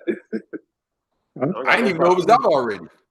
Nah, it just came out. Yeah, I heard it's bad though. I don't think I could. I'm gonna check it out to see how bad it is. No, that's something I went through. It must have came out this week then. Huh? Yeah. I got a big bomb. I ain't seen Book of Clarence yet. Nah, I haven't seen it either. Oh, see, that's what I'm saying. You know, yeah. Yeah, there's nothing wrong with saying that you haven't seen something though. Like, you know what I mean? That's what I'm trying to say. Is like everybody want to seek that validation. Like, oh, I saw that. Oh, I'm wearing this. You know what I mean? It's a constant validation. That's what destroys people. Is that we seek constant validation, and we gotta stop doing that because all we're gonna do is get the wrong message. You know what I mean? You're not gonna get the right message. Like you said, be yourself, man. Like be yourself and own it. You know what I mean? But we rather copy other people just so we're not out the loop or rejected. You know what I mean? It's the fear. It's honestly the fear of rejection that killed us. And see, now that they have, platforms and all that, and they can measure it, they'll just put whatever they want the masses to do, just put it somewhere that's influential enough to where they feel like they're out the loop if they're not doing it. So meaning that I could come up here, if I'm a big enough rapper, there might not be anybody doing this drug or drinking this liquor. But once I talk about it in my music enough, you start feeling pressure like everybody popping Molly. I got to. Everybody off the Zans. Like, you've been hearing about it in the Whoop De Whoop song. And Whoop De Whoop, like, nah, bro. You know what I'm saying? Yeah. Because the anxiety is high. Everybody got high anxiety and depression. So it's easy to push that. You know what I mean? It's like, oh, that's what that rapper did to deal with his problems. You know what I mean? It's constant running away. It's constant running away from even looking at yourself. Like, yo, man, you got a problem. Like, you got a drinking problem. Like, it's a real thing. You know what I mean? I know people that was popping pills and got heart attacks, and they my age. That's crazy. That's real. Like, you know what I mean? And it's like all it is running away from your own issues and problems because you got a lot of things that you got to, you know what I mean? People got their own demons to like come out. You know what I mean? They got to talk about them, but they rather hold it in, smoke it out, drink it out, whatever. You know what I mean? And never want to really talk about their own selves. You know what I mean? They just seek the validation from others. And that's the problem. You got 20-year-olds having heart attacks. It's like that does not exist. That shouldn't even be a thing. You know what I mean? Stressed out, anxiety. It's just straight anxiety. That's what it is. The fears rule us all. It's crazy, man. It's crazy. No, that's a fact. That's a fact right there. You feel what I'm saying? And it's sad that a child, that's what makes it innocent. It's only just being itself. And we fight so hard to get back to that point. That's like when Jesus said, oh, Jesus, not Jesus right here in front of you. Oh, Jesus. Right. He said, to enter the kingdom of heaven, you have to be like a child born again. Now, remember, he says the kingdom of heaven, you won't say here or there, it's within. So he's talking about to get to that supreme state of being within. You have to be like a child with your innocence, like open-minded, just being yourself. You feel what I'm saying? And that's really what results to that childhood trauma. Yo, everybody has dealt with some type of level of trauma in their childhood that scarred them and tried to shift their thoughts, and all it did was give them more anxiety and stress them out more. Because it's funny, because even as you get older, right? Like older people might get a little cranky or whatever, but they get a little bit more childlike. It's just how it is. It's funny how the shift of life goes down. You know what I mean? It's funny because it's like when you're a child, you're a child. That's what it is. But as you become an adult, it's like more things are stress you out and more pile on. But as you get old and you're at the later stage in your life, you start becoming more joyful. You know what I mean? It's crazy. You ever watch a grandma with her baby with her grandchild? It's like, yo, they're like a child again. They play with the kid. They having fun. It's crazy. It proves that life is like a cycle. Because what happened is you went from this point right here and you went around and came right back to it. You see what I'm saying? So if you get to live old enough, you'll be like a baby. Like your kids will be taking care of you. You know what I'm saying? And you'll have that innocence. Here's the funny part about it, though. I get exactly what you're saying. The old person that kind of like doesn't have no filter and just says whatever they're feeling. It's like the child if they knew stuff, right? Because the child is like, you're ugly, or they're just speaking with less knowledge. So this is just that same unfiltered expression, but just now with some information and all that. But it's the same energy. Yeah, I even see with older heads in general. Like older heads just say what's on their mind, right? Like me, like I can compare somebody like my age or even younger. Like we got to hold a certain level of respect, and we got to be able to speak not out of turn. But the more you get older, you can just speak out of turn and just say your thoughts. It's easy to just do. You know what I mean? Because you already know yourself, and you're already stuck in that grain. So you can just say what you want to say, and without any hard feelings. That's even with old heads though. I see it too the same way. You know what I mean? The older you get, you get more free of thought, and just be like, okay, well, I can just say this now. Like, why am I holding my thoughts to myself? It's just how it is. Yeah. That just comes with age, less though. fear. Exactly. That's the right term. Less fear. Yeah. And ain't nobody gonna try to correct them too, because I feel like the older they are, the less I'm gonna try to argue with them. You know what I mean? Like they've lived so much, there's no changing their mind about anything. Man, these new era Google kids, they like to argue. They argue with their elders. I don't be getting it. I be getting mad. I be like, nigga, I don't care if I'm Crip Jesus. If I'm old, like, bro, I'm 15 years older than you. I'm 20 years older than you. I don't want to hear. Yeah. This is the happened. You know, I Googled it. I Googled it. It was on Wikipedia. Like, man, come on, get the fuck out of here. Like, they ain't even. This thing about it. When I was growing up, if you wanted to research something, you have to like go to the library, bro, or like ask questions and buy books and shit about this topic. Now you can literally go on the internet and look at 10, 15 different websites about it, right? But people don't do that. Niggas be lying. I looked it up. No, you didn't. You typed it into Google, and the first thing it said, you said, there it go. You didn't even scroll down and say, okay, what's this? No. But these be the motherfuckers that know everything. Yeah. Like, this is crazy. Nah, it's real. It's like I went to college. Yo, look, when you write a college essay, you have to have reference, right? That's what it is with college. So they don't just tell you to pick one reference, and then you got to pick at least like 5. And the 5 references, it gotta be what's it called? Source. It has to have some level of source and professionalism. You know what I mean? People just pick anything that they see and be like, oh, there you go. There's the answer right there. It's like, nah, the answer is never that easy. You know what I mean? You got to find more research. You got to go dive deep into the thing. Stop sticking to the surface. That's why I always say stop sticking to the surface, because people never find the answer that way. You got to go deeper into your research. Once Papa Chief, we all came together. That shit was wild. Yeah. At the end. It was incredible. What up, Priest? Yeah, okay, we back in effect. Nah, I'm just loving the build. I'm enjoying this, man. I'm enjoying it. It's just, man, you got the mighty Crip Jesus and the solo gems and you, the AD from A to D. Yo, come on, man. You know, diamonds up here. Hell yeah. And you know, I'm going in on that verse too. Hard. hard Oh body. yeah, I'm glad you brought that up, man. I for sure was gonna ask you about that. Yeah. Yeah, you know I'm going in hard on that. Man, I got a couple of I start tour tomorrow, so I'll be going, but I'll be doing it for the Zoom, but I'm gonna lay it down when I'm on the road here and there. I got a couple of spot dates.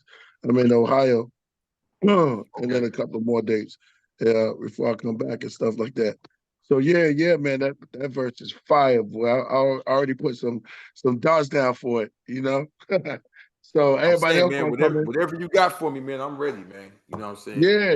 I got some. You see how fast I runs through them, bro. You know what I'm talking about? Yeah, You know what I'm saying? man, you got a lot of dope songs. Period, man. We're gonna sit down and chop it up because you got potential, man, to go through the roof. Word, go through the roof. I'm gonna keep it real. Yeah, hey, God, buddy. We could come on, let's make it happen. You know what I mean? You got the whole setup. I could for sure, you know what I'm saying? Yeah. Run through a quick little 50-pack or something. It's nothing. I eat it. Breakfast. Exactly. You know what I'm saying? Especially, see, I'm gonna keep it real, bro. At first, it took me, you know, it's a vibration thing. It took me a while to break through. What I mean by that is this. I've always been lyrical, and I've been listening to Wu-Tang. I'm not just saying that because I'm on your show, no shit like that. I was one of the only few. I used to get clowned, bro, at school for being one of the only few LA dudes that young. You know, I was born 87, so y'all was out when I was 5, 6, 7, 8. You know what I mean? I'm going to school. They like, what, nigga? We listen to Mac 10, Ice Cube, that bullshit. You know what I'm saying? Like, they like, what? So it was the you know what I mean? The homies, the ones that was really hip hop. That been, you know what I mean? Like my brother 10 years older than me, so that should make sense to you. From he's 16, 17, 18 when Raekwon and y'all dropping the solo and dropping the group. Sons of Man coming, you feel what I'm saying? Mid-90s, all that. You know what I mean? Helter Skelter, all that. You feel what I'm saying? That's Killer Bees, all that. That my brother and them was all of that. Even on the West Coast, Soul Assassins, DJ Muggs, right? So my brother had me on that. So I'm going to school. The other hip hop type niggas that probably would, you know, grow up and be rapping, we was on that. But the regular kids like, huh? So I've been like that. However, though, where I'm going with it now, like that last shit you was hearing, like, wait, what's that? Like once I started coming on the Podcraft, I just sat back like, all right, give it about 6 months or something. I'm gonna just wake up one day, just it came right. When I came that, you know, it hit me. It hit me. I'm different now, bro. I'm different now. I think I could do 10 in a day. Yeah. You know what I'm saying? I'm different right now because I'm not even writing. I'm just channeling in. You feel me? Yeah, you just let it happen. You can tell, you can hear it. I had to get to those certain type of tracks as well. Because you know I was at the 808s and the da and still structuring it. This is fluid, this is order, you know what I mean? So you just spit it, you feel me? So, like you said, it's the traditional way, and it is the way of being elusive. You listening to the sound, So you had Jack Dempsey, and you had what's his name? Jack Dempsey, Jack Johnson, Joe Louis. So Ali was like, no, I could dance. There's more room. And there's more things I could do. It's a big square ring. You just fighting in the center, but there's a lot of more room around that you can dance around on. You know, I learned that from Method Man and them. They started even Pac dancing on. You dance on the track, and it's like that. You don't have to do the norm. You can move around. Like we always talk about. You know, so it's like, yo, why just shoot on this side of the basketball rim when you the other side over there? You can shoot on that side too. That's how the whole game starts. It's like, okay, we transform that. Now you a whole thing. Now you like, oh, boom, I'm doing this 3-point. What's they say? I can't dunk, but Steph Curry said I could damn sure shoot, and he kept practicing on that. And he said, I'm gonna stretch it out a little bit longer. Boom, boom. So it's just stretching the imagination, stretching the things that we can do, and you definitely elusive in that. You know, Cap Jones, Kaz Zodiac. You got brothers that be on here that just mad elusive. What's my other Leo brother name? You got a couple. What's your sign, bro? I'm a Sagittarius. Sag. There you go. Fire. There you go. See how that add up? Woo. Yeah, yo, me and Daddy Rose, that's my man Daddy Rose from Maccabees, Sagittarius.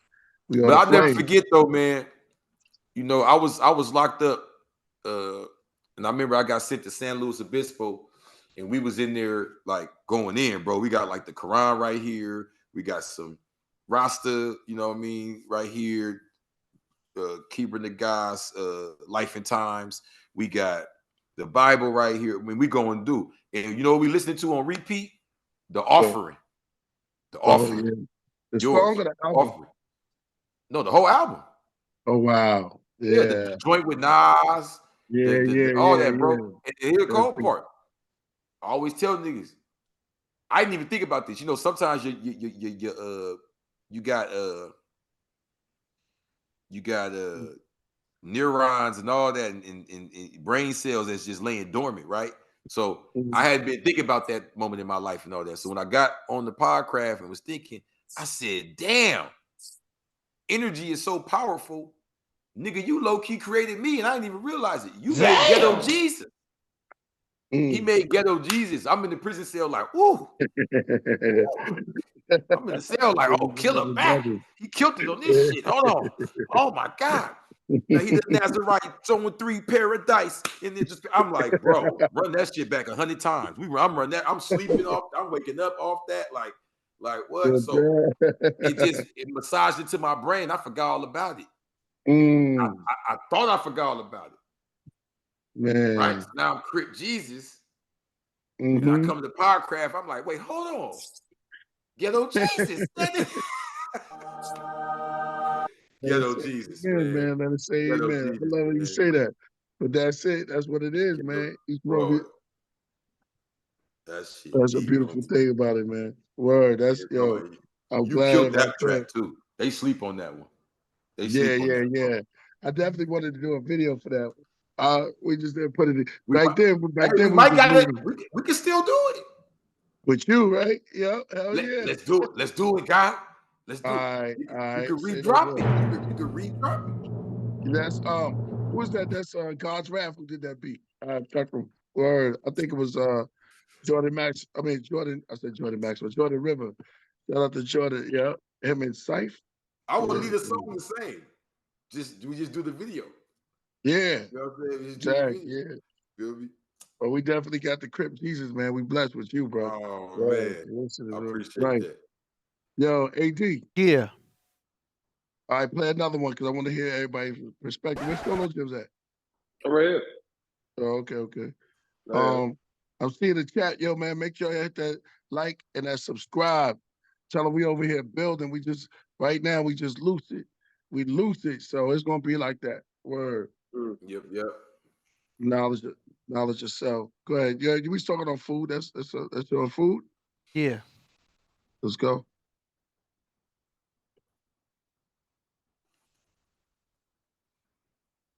Versus acidic food. Carrots, man-made, acidic. Seeded dates, powerful, alkaline. Sugarcane, this is acidic. You will never find this growing on its own. Organic apples, very good for the blood, alkaline. These bananas are acidic. They are hybrid. They are full of starch. This will harm you. Dragon fruit, acidic. Please. You will never find this growing on its own. It was not here on the day of creation. Mangoes, alkaline. Blueberries are very powerful for the brain and the eyes, alkaline. Raspberries, very good for the blood, alkaline. Stay away from anything that grows under the ground. You want things that are charged by the sun. Potatoes are full of starch. They are man-made. God never made anything with starch. Acidic. These baby bananas are the real bananas. Lettuce is acidic. This will never be grown on its own. Man-made. Instead of the Hass avocados, use the Jamaican avocados. Spring onion, alkaline. Very good for detoxification. Coconuts, alkaline. Plantain, full of starch, acidic. Walnuts, shaped like the brain. Very good for the brain. He just showed other bananas, though. Butternut squash, alkaline. Genetically modified food will genetically modify you. Stay away from all hybrid and man-made food. Alkaline. Jeez. Oh, yeah, go in. InfoWars. The floor is open for y'all. I mean, he's talking about bananas being bad, and then he showed organic bananas. Only problem I got. Yeah, go ahead. No, go ahead. Only problem I got is because I have to indulge in my sugar cane, man. Come on. Yeah. That's just sucrose. Yeah. But when he's saying that, it's not like develop a diet. So all y'all be like, no, yeah, we do, you know, but for all the imbalance that we eat 2 more balanced, so you'll be balanced out. So we know that everything ain't 100% right, but if you're going to eat a potato chip, a bag of potato chips, you eat 2 more beets or just add extra to that. So with that being said, it's just like everything is the yin and yang. It's balance. It's Yep. good and evil to everything. As long as you do more of the good than the evil they put out. You know that dude, what's his name? The one that mess up the food. Monsanto. The GMO dude. Because Yeah. they work hard every day. Yeah. Fast food, fast life. But yo, at least we getting these jewels now that we can take it and say, okay, I can put that up there. So if you do slip up and you eat a little sugar cane or a potato, you know that I'm not eating real food, That's right? You know that. that's not slipping up though. That's normal. Okay. That's just some fear mongering stuff right there. Because that sucrose and that same type of sugar is in fruit. It's in oranges. Same thing. Thank you. Now, Thank you. obviously, fruit's better because there's more minerals and vitamins and fiber. But in the sugar molecular world, it's still sucrose, which is, like we said before, a disaccharide with glucose and fructose. Your body doesn't care. It's like once it gets its sugar, it doesn't care if you got that sucrose from a sugar cane, from an orange, from a gummy bear. It's going to use that sugar. Same way. Need it. You know what I'm saying? Obviously, there's better choices, but I'm just talking about the molecular world. Yeah, I'll even say this though. It's something that you kind of said with the balance and stuff, right? Like, also burn that off. Like that's why I always preach going to the gym. I'm in the gym right now, right? Like, Yeah. you gotta burn that off, right? Because you know what I mean. Like when you work out, every toxic thing that's in your gut, that's why you're gonna have to throw up when you first work out. Like when you work out really hard, Yeah. you're gonna have to throw up. It's gonna have to happen like that because all that bad stuff gotta come out. Yeah. That's just how it is. You know what I mean? That's how you even get more fit in general. So everything that you put in yourself that's even bad in general, you know what I mean? Because you said a lot of different things. I understand that, but all that bad stuff that we consume, all that saturated fat, you know what I mean? All that, you know what I mean? All that unsaturated fat. I mean, that's all that stuff is gonna have to come out eventually. You know what I mean? You gotta burn it. That's why we work out and you feel hot or you feel soreness in your muscles. You know what I mean? You gotta get that out your system. That's the main key. Solomon, you got a degree in what? And in health science. Nice. Yeah, so I mean that's you got a degree in health science. Give him a bomb on that. That's fire. Here it comes. Yeah, you know, we learn different aspects of range of health. So, you know, it's a bunch of knowledge I got in terms of kinesiology and all that type of stuff. But that's more, that's more my realm. Yeah. You know what I mean? Yeah. All the foods they showed in this video are 10 times better than Jack in the Box. Mm-hmm. At the end end of the day. This is what I wanted to say to that. It's levels. Me being a 5%er, we're not restricted from everything that other branches of schools of thought that's similar to ours are, right? However, you'll meet guys that damn near don't eat nothing because of the level that they've gotten with the information, right? So in the book that we kind of go by, I don't know how many guys really actually delve in, but it's called How to Eat to Live by Elijah Muhammad. In that book, he talks about hybrid foods, not like today's hybrid, like how they were showing actual vegetables and fruits that we grew up that we know to be healthy, that they were actually like some of them were hybrid put together thousands of years ago by some scientists or whatever. He talks about that, but he also talks about how that's a whole nother level. I think it's more of a beautiful thing. It's that food is not set in stone like how you think it. Like it's like depending on the environment you're in, depending on your body type, depending on what your ancestors had going on, depending on what you're used to, depending on the level you get to. Meaning that if you're just trying to, let's say you're kicking meat or whatever, right? You might start off by, just stopping pork and red meat. Then you might eventually go into cutting out the chicken and all of that. Then you might kind of, you see the people that go vegan. Then you got the dudes that just go, no, I don't eat meat. You know what I mean? I don't even desire it. Like I'm eating vegetables and fruits and shit like that. Okay. Culturally, because just like tap in, get your merch. I got the Black Illuminati. So let's go there with it, right? So in Rastafarianism, they call it eating idol. But we know plenty of Rastas that eat chicken and shit. You get what I'm saying? So it's always levels. It's all, all this is real. You know what I mean? The real goal is to be clean, is to be healthy. That's the goal. And the problem now is there's too many of us in America. I'm not talking about the world, because there's parts of the world where they are eating clean. Nobody has cancer or nothing. It's too many of us in America dropping dead from what we're eating, obviously, and just not admitting it to ourselves. It's like we're in denial at this point. It's too many of us in America, just 1 million pounds, acting like it doesn't matter. It's too many of us depressed, acting like it ain't got nothing to do with it, what we eat. It's too many of us having sexual deficiencies, acting like it ain't got nothing to do with what we eat. It's too many of us feeling sad and mad, acting like it has nothing to do with what we eat. That's the problem here in America. It's obvious that we're eating wrong, and we don't care, because you know why? We're being drugged up.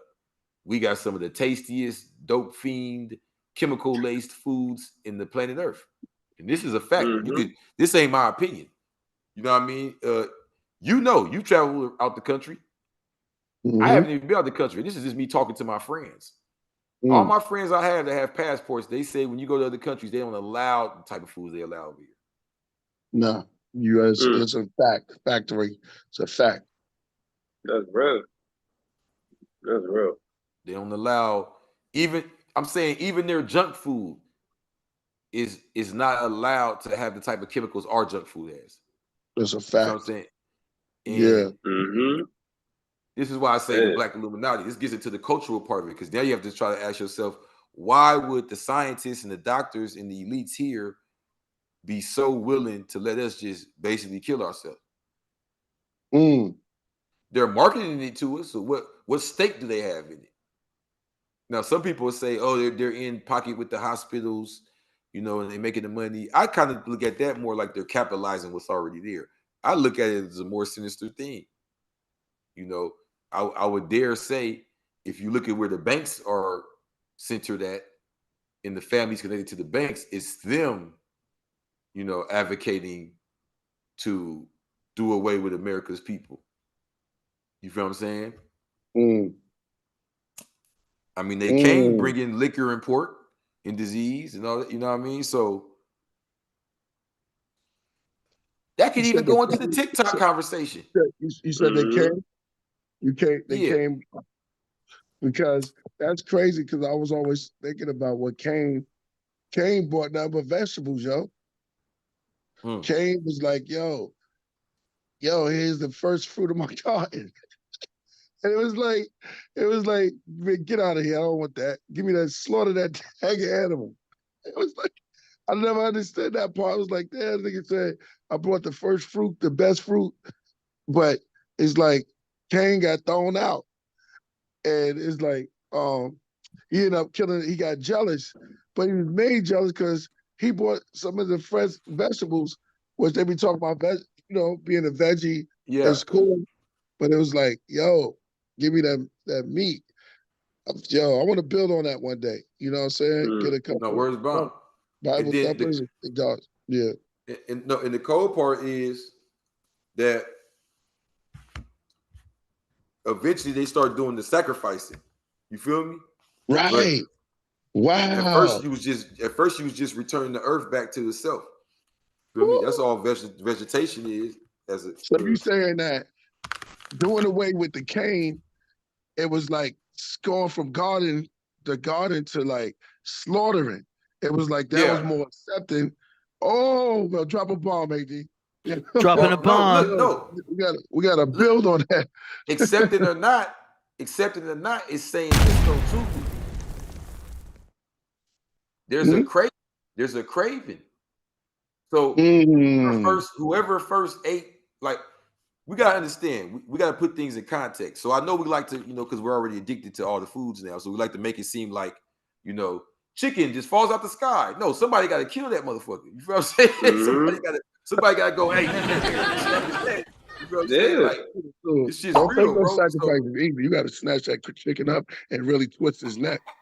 Yeah. So what I'm saying is, if you go back to the concept of when did we shift from just naturally dealing with the earth eating, not even harvesting. I'm not even talking about agriculture yet. We're just, you know what I mean? Grab a fruit, you know what I mean? When did we shift to that to I'm going to kill you and eat you, right? Now, it don't have to be such a malice thing. You know, there was many errors, times when things froze up and, you know, or whatever. But the point I'm saying is the aggression that comes with that, right? There's an aggression that comes with that. And that goes into what they're talking about with the human trafficking, when they say they scare the kids and all that to get the blood. Because when you murdering the animal, you know what I'm saying, scared. So, That's real.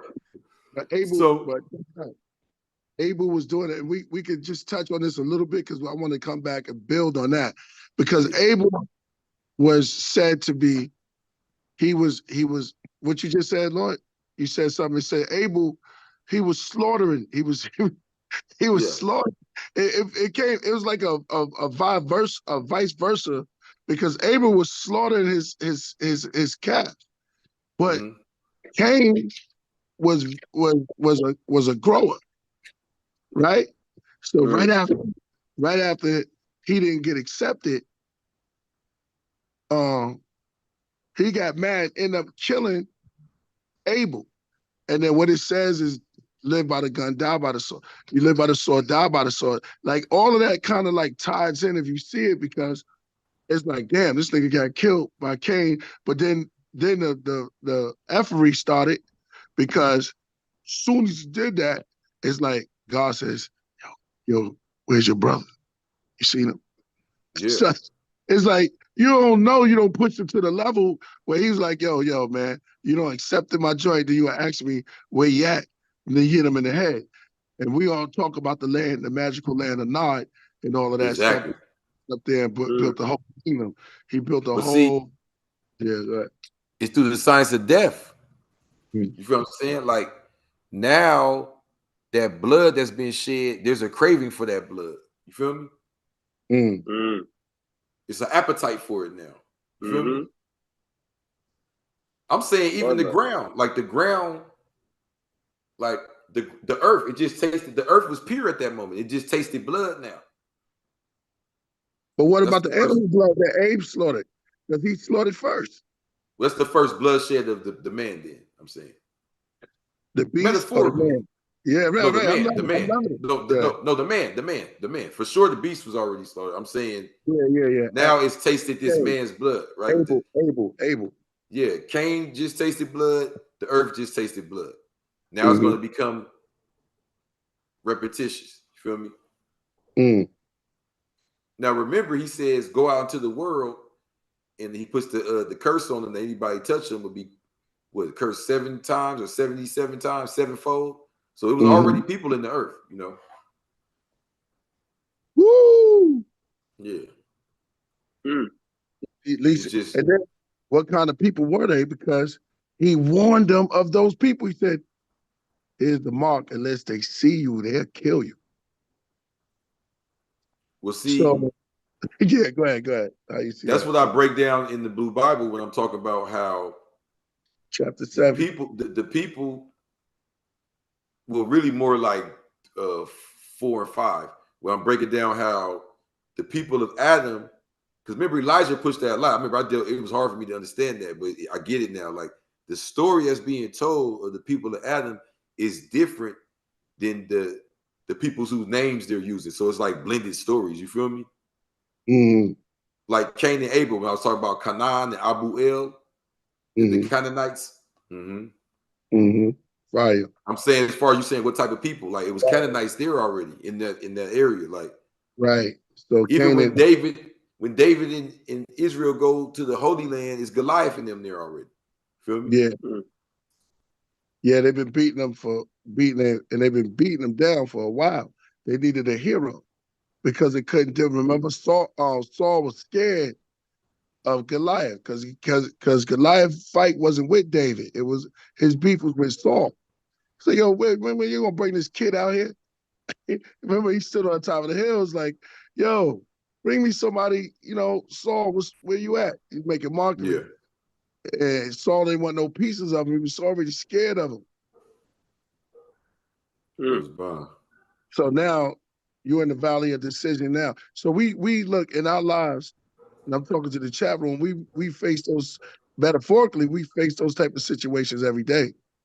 When we dealing with, because what we gonna take? We gotta take what we know. And there's situations that be, and for our lives that we have no idea how we gonna do it. But somewhere you gotta have that knowledge, wisdom, understanding. You gotta pick up 3 stones, and you have to surgically move it. But if you throw it right and with the right precision, it'll move. That's why I say the faith of a mustard seed, just having a little bit of something. All Bruce Lee really did was talk until he got busy. But all of the masters, all they do is build till it's time. You know how it is. Yep. Solomon, before the Ravens went out there, you know they huddle. They go in there until it's time to get busy on that football field. I would even say real quick, like you said, like every day is a learning lesson. Like something that you might think is small, it could be a big lesson in general. You know what I mean? Because we just go about life on an everyday basis, but we don't understand that like everything is something that you can learn. It might be very small, but it's something you could learn. You know what I mean? And that's how we grow. Because we like to think that we can't learn nothing else. But we can learn something constantly, constant reminders of ourselves. You know what I mean? Something that we probably should improve on, or something that we could do instead. You know what I mean? It's just different elements of what you need to work on for yourself. Because we like to focus on no lessons. Like we like, all right, I'm working, I'm with my job, everything like that. Go back, go to sleep, and repeat the same process. But the real talk is there's a lesson in between that day that you probably even missed in the first place. You know what I mean? Somebody might have said something to you, and you probably just ignored it, or you just kind of like went through one end out the other. You gotta just listen constantly and improve and be better with yourself, and stop focusing on your own issues and problems. You know what I mean? You gotta really just like work through your things and just learn that there's constant lessons that could teach you something, and you could just take from it. You know what I mean? Just pull from it, and you could apply it how you want to apply it to. So you know what I mean? Yeah. It's real talk. No, and I think that goes perfectly with the video, like we was talking about. Like sometimes people go so far with the food stuff, and it's like sometimes something could be true, but it doesn't necessarily mean that that's the best for you. Meaning that the biology of the human is very complex. You feel what I'm saying? And food has a lot to do with geography. That's why it's such a big part of culture. You feel what I'm saying? And so a lot of times we'll just jump to, this is how you're supposed to do this. And this is what I'm saying. And it's like, there's a difference. You feel what I'm saying? There's a difference. Okay. Do you really think the science of food that applies to a Samoan person is the same as the science of food that applies to, say, a little short, skinny dude from England? Right. You see what I'm saying? Like, right. It's different, bro. They can consume different things. I promise you. You know, and the more you get into it, you start to learn that. I'm not saying let's just have a free for all. That's why I said the Black Illuminati. Let's look into these different schools of thought and what areas they come from. Though, like the eating idol thing on the island, where they're grabbing all these vegetables and fruits, you know, right off the plants and the trees and cooking them together and all that. Then you go over here, it's more cold. You know what I'm saying? They may be more than animals. But there may be a reason. Meaning that sometimes we'll say, oh, okay, over here it was cold, so they ate this and that. Are we living like that now? Or are we just stuffing ourselves? You feel what I'm saying? Because a good example is chicken. We know we eat way too much chicken here in this country. It's just not realistic. It's not realistic, bro. It's like, at what time in the world were we eating that much damn chicken? And where are these chickens coming from? And have you ever seen like a behind the scenes on chickens? Like, oh yeah, their life is horrible. Oh my god. Yeah, it was just waiting to be slaughtered. That's real. Yeah. Imagine if they had some like mixtapes or trap albums. That should be crazy. Like, boom, boom. I'm a chicken. I was born in the cage. In the chicken You know what I'm trap. saying? It'd be a In chicken the trap. chicken That's real. trap. That's real. That's funny. That's funny. Well, That's real. In the chicken trap, we gotta get that going. Killah, chicken trap. we need that. You gotta make the chicken trap. We gotta Oh, get man, yeah. No, everybody be always just the chickens, man. with the piano. I was born inside the chicken trap. Never looked back. You had the AI. Yeah, you good, showing man. the You good. chicken You and do your shit. thing. You can do the story. Now my chickens be eating that. Chicken trap. Chicken trap. What you gonna do? Barbecue. Chicken trap. It's where it's at. Go berserkin'. Get your jerkin'. For goodness saking. Chicken taking. How you want it? Hawaiian or Jamaican? Oh my God, AD, you killing it. My bad. This shit is real, man. That's why black people and Chinese people alone. On my mama, all them orange chickens and fried chickens is going down. Panda Express. The barbecue chickens. Oh my God. Yeah, Stop barbecue chicken. It's the MSG, yo. Huh? Yeah. It's the MSG they put in the orange chicken at Panda Express. That MSG has the flavor enhancer. It makes it extra good. I thought it was their wings. They're good by themselves, but they add stuff to the orange chicken and all that. All the MSG, monosodium glutamate.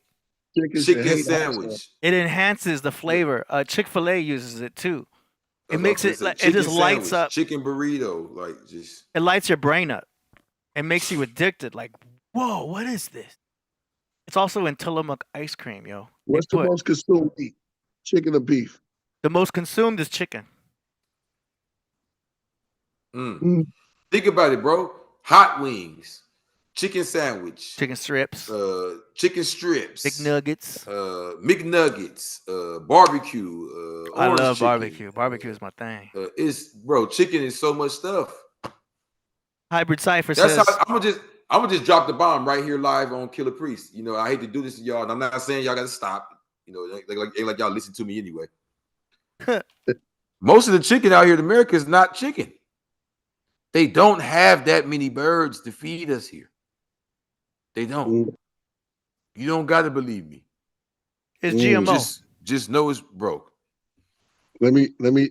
Okay. Some of that should be guap. You ever got like some nuggets or some orange chicken that just damn near felt like some bread just crumbling in your mouth or some shit? Like, yeah, come on, bro. It's better now than it used to be because I don't know if you remember 10 years ago, they had an advertisement that said, now made with real chicken. Like, what was it before? You know what I mean? Everyone was like, wait a minute, now made with real chicken? That was 10 years ago when McDonald's put that out. Thank you. Yeah, man. I'm telling you. I know, right? Hybrid Cypher says, I saw another Jizza show in London on Sunday. Amazing. Shout out to the Just. Jizza. God zigzag Allah. That's a cold brother right there, man. Yeah, you know what I mean? He was one of the first people, like, especially me being West Coast, South Central. Amazing. They was just they was glamorizing, banging on wax and all that when I was growing up. He was one of the first people I seen in the hip hop world, like, make chess cool. Yeah. He was big on the chess thing, you know what I mean? Yeah. I used to love the way he kind of had that slur, like, I'd be like, ooh, like, he sound different, you feel me? Yeah. All right. We did the cornbread of biscuit, right? We did that. The take. I got another one because we went more with cornbread or biscuits, and then we went waffles and pancakes. I got one for the day. Keebler elves or the Smurfs. What's the? Are we choosing between Keebler or Smurfs? Doing a versus? Should I put the Smurfs? The Smurfs should battle the Snarfs, right? The Snarfs. You said the Keebler Ales versus the Smurfs? Yeah, or Snap, Crackle, and Pop. Which one? Which one we taking? I'll probably take the Keebler elves. That's just because they make the cookies. Like, Yeah. They're inventors, right? Okay, so we got Snap, Crackle, and Pop. We got Keebler Elves, and we got Smurfs. Smurf ain't got no food, so they gotta get out of here. Yeah. They got no food. Smurfs did make a berry. They made a berry. Yeah, I think they made it was a certain type of food that Gargamel. Somebody I think they made some type of berry, or they had some type of stuff that everybody wanted to eat. Smurf I'm talking berry. about some make believe. I'm talking about nigga Keebler Elves got real cookies that be smacking. And Snap, Crackle, and Pop got the hot cereal we can go get right now. Killah. Yeah, they had that work. They still got it, don't they? No more Keebler. Yeah. So you going with Snap, Crackle, and Pop? No, I'm going with Keebler. They got the cookies. Yeah, I'm going with the Keebler. They're more bakers. They're more about building. Smurf got the TV though. Smurf got the TV though. If we're going off like the TV, Smurf got the TV. Mm-hmm. Yeah. And they got a song too. La la la la. Ain't Yeah, nobody. they got the entertainment. But nigga, the elves got the cookies on. Yeah, them elves, man. And they blew like talking about like war, one of the blue war gods of what's one of the blue gods of the Vedic gods. And I think somebody what's his name is Green, but they had a couple of blue gods that's in Hindu. Vishnu. Yeah. Vishnu is the like the primary blue god. But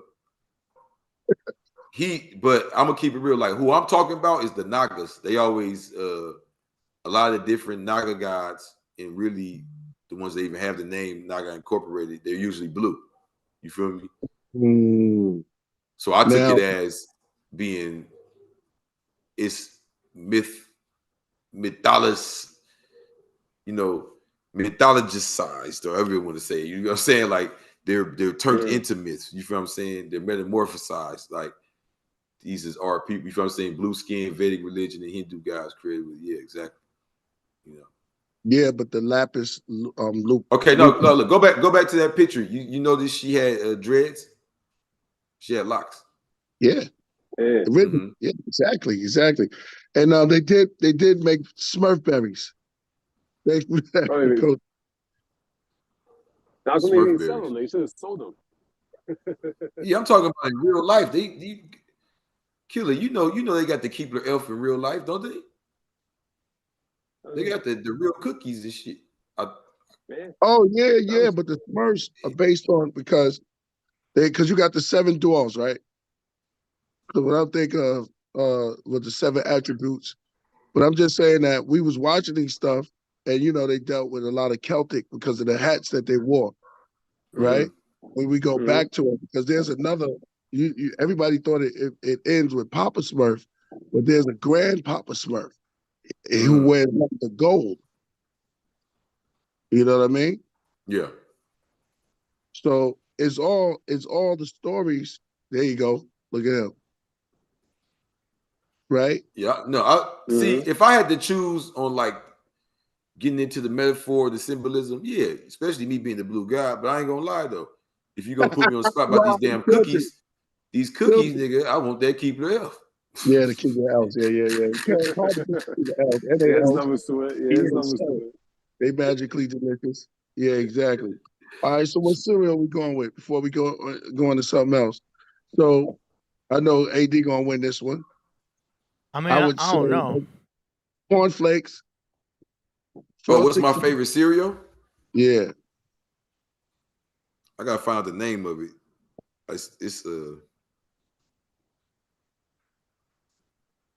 it could be old back in the day. I know exactly what it is. Mine always was Cinnamon Toast Crunch. That was always my favorite one. Very rich. Hold up. Give him a ball for that rich breakfast right there.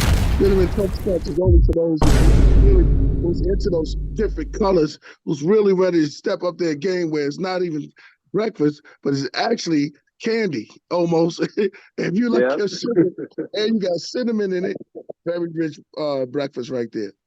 That was always my go-to. That was like $5 back in the days. That was like $5.10. Yeah. You got to eat that with a silver spoon.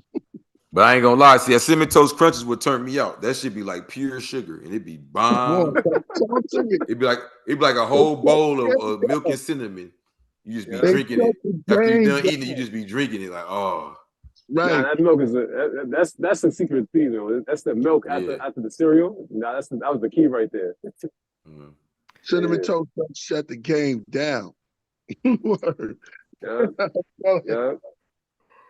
After that, because the generic version of Frosted Flakes, we used to talk like that because they push all of that. Like, and like if they had a food award, you know, I think pork pigs would get the #1 award. Like, they would be up there if there was a celebrity award for food.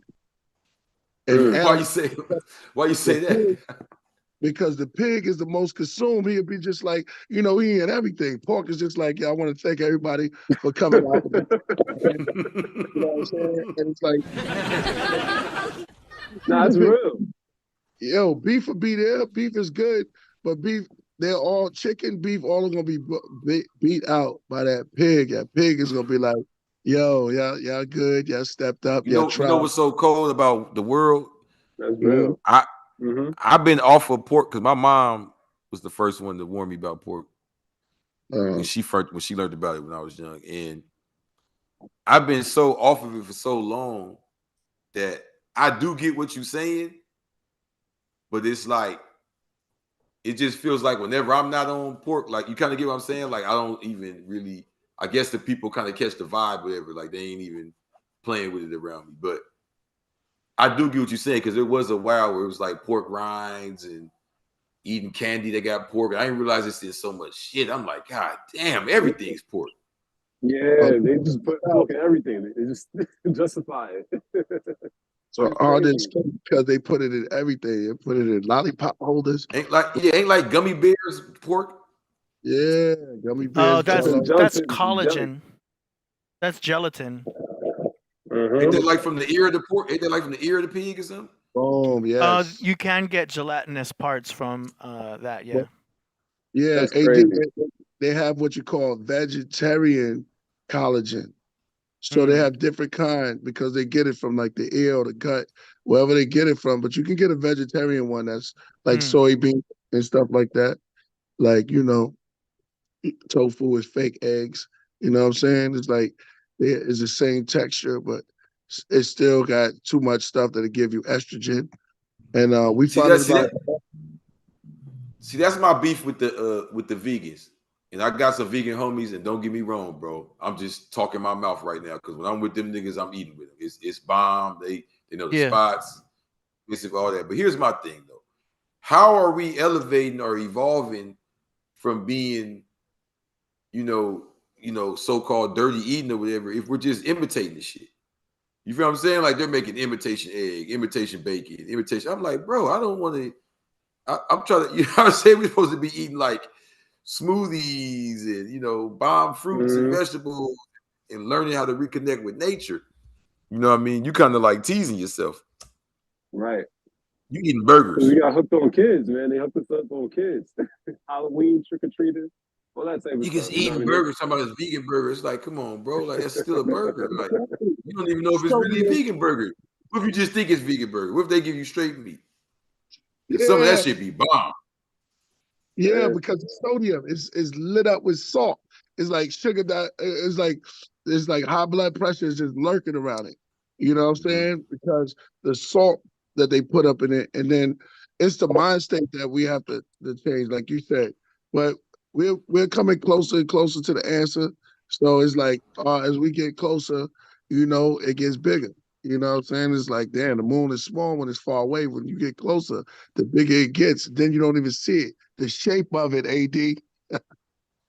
I just feel like it's levels. So it's like everybody wants to go to the extreme. You know why? Because everybody's looking for this, you know, just like they're looking for the get rich quick, is to get fixed quick. You know what I mean? How can I be the most healthiest fat? It's like, look, bro, it's about being clean first and foremost. So that's why I'm saying in Elijah Muhammad, How to Eat to Live, he talks about going all the way off meat and eating only once a day and fasting for 3 days at a time and all that. But he tells you at first, just like in Islam, you know what I mean, the culture is the first thing it's going to tell you is if you do eat meat, don't eat the pork, you know what I mean, and you want your beef and chicken killed this way. You want it to be fresh and you want it to be prepared and killed this way. It's still having a standard, bro. Because now we're getting to the point where we're like, it's funny how we talk about the meat and the different foods and what we think is going on with it, because we're talking about stuff that we eat. We're not talking about no other country. We're not talking about other people. We're talking about ourselves. So we've got to a point where we just accept it. You feel me?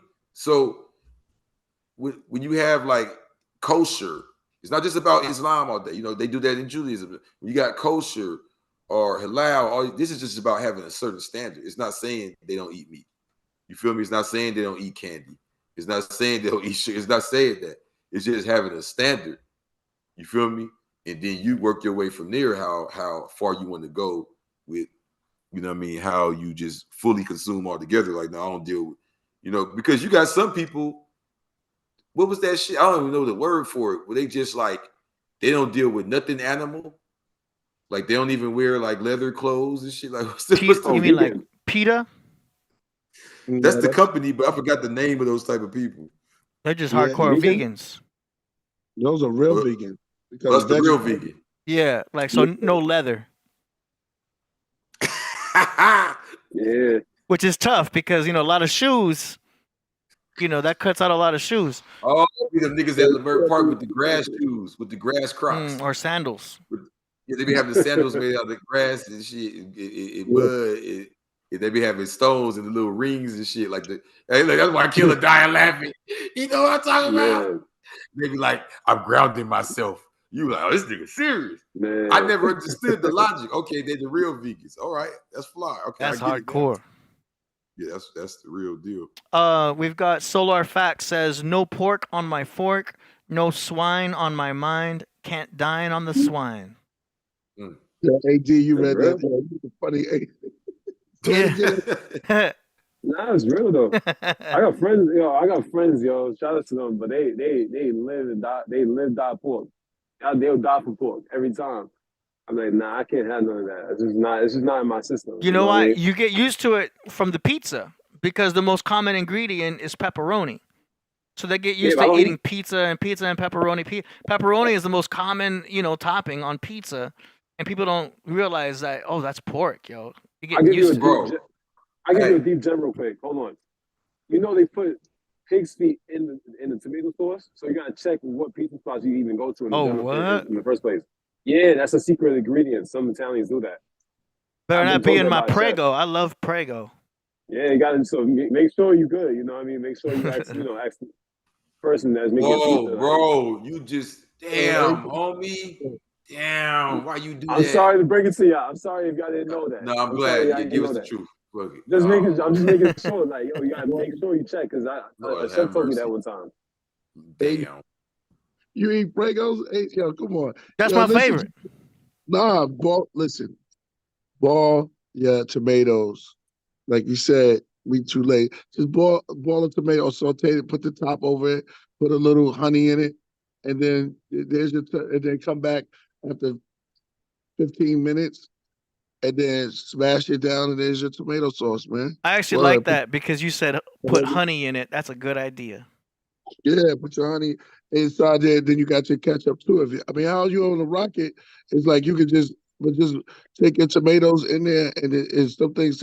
When we do the Podcraft, when we start bringing our pot dishes, and also we're gonna start it with some weed, because I did that. I started that. Shout out to what's the name? But the Podcraft, I was going to start with that, but yeah, you know, we got lost in translation, so we got a Podcraft. But when we start doing the cooking, we'll start breaking down certain hacks in zone, which breaks us in there where we can start doing things. Because this one young lady told me, she said, "Why you make? I'm trying to make jelly." I said, "Damn, what you gonna do?" She put a jar of grapes and boiled the jar with the grapes. She never got to finish it, but I was like, yo, that's crazy. Because you could do thing with with time, yeah, that's all it is. You put sugar inside of grapes, or I would put honey or Manuka honey, and then put it in a jar and boil a jar, or whatever else she did it, but she just cooked it down. There's your jelly. Bingo. Yeah. Come on, I even baby. say, people gotta start doing jam more though. You know, jam is better. Jam is better than jelly. Like preserves. Overall, you gotta I'm get the just saying preserves. Difference between jam and jelly. Jam is more spread. Jam is more spread. Jelly is more gelatinous. Fluffy. No, I got this. Yeah, that's a good one. Because what's that other one? Jam is obviously the original. Jam is like your uncle. Yeah, Jam. Not Jim, Jam. Where Jam at? Tell nigga Jam, come here. Yeah, Jam. Yeah, it's like it's all jammed in there. Then here comes your little soft ass new age cousin, little Jelly. Okay. Yeah, jam uses the whole fruit, but jelly calls for just the essence. So jelly is just the essence of fruit, where you getting the whole fruit inside jam. Jelly is white Jesus. Jam is Crip Jesus. Oh damn! You go in there. There you go. There you go. Yo, what you know about Jack Daniel's barbecue sauce, the honey version? That's easy. That's all. Listen, bro, they've been doing that. Stole all of that from the hood. That is fire. Because when you said honey, I thought of that. Super fire. Yeah, they stole all of that though. from the hood, man. That's uncles, like you said. They used to marinate stuff in beer, and you could put honey because it's sugar. You could cook in Hennessy. You could cook with. That's all they stole it. And then Jack Daniels probably had somebody named Leroy or whatever that was around there. Stole the idea and they put it in there, just like how they stole Kool-Aid. No, that's my favorite. History is his story. Mystery is my story. It's Jack Daniels Black. It's Jack Daniels Black. Black Mystery Month. Black Mystery Month. Hold on, let's Google this shit. Right. Man. Hold on. I'll be right back. I got broccoli boiling. You gonna throw that in there? Okay, let me go get my beets. I got the freezer. So making a competition. Who's more healthy? That's real. Man. Oh, man. Hey.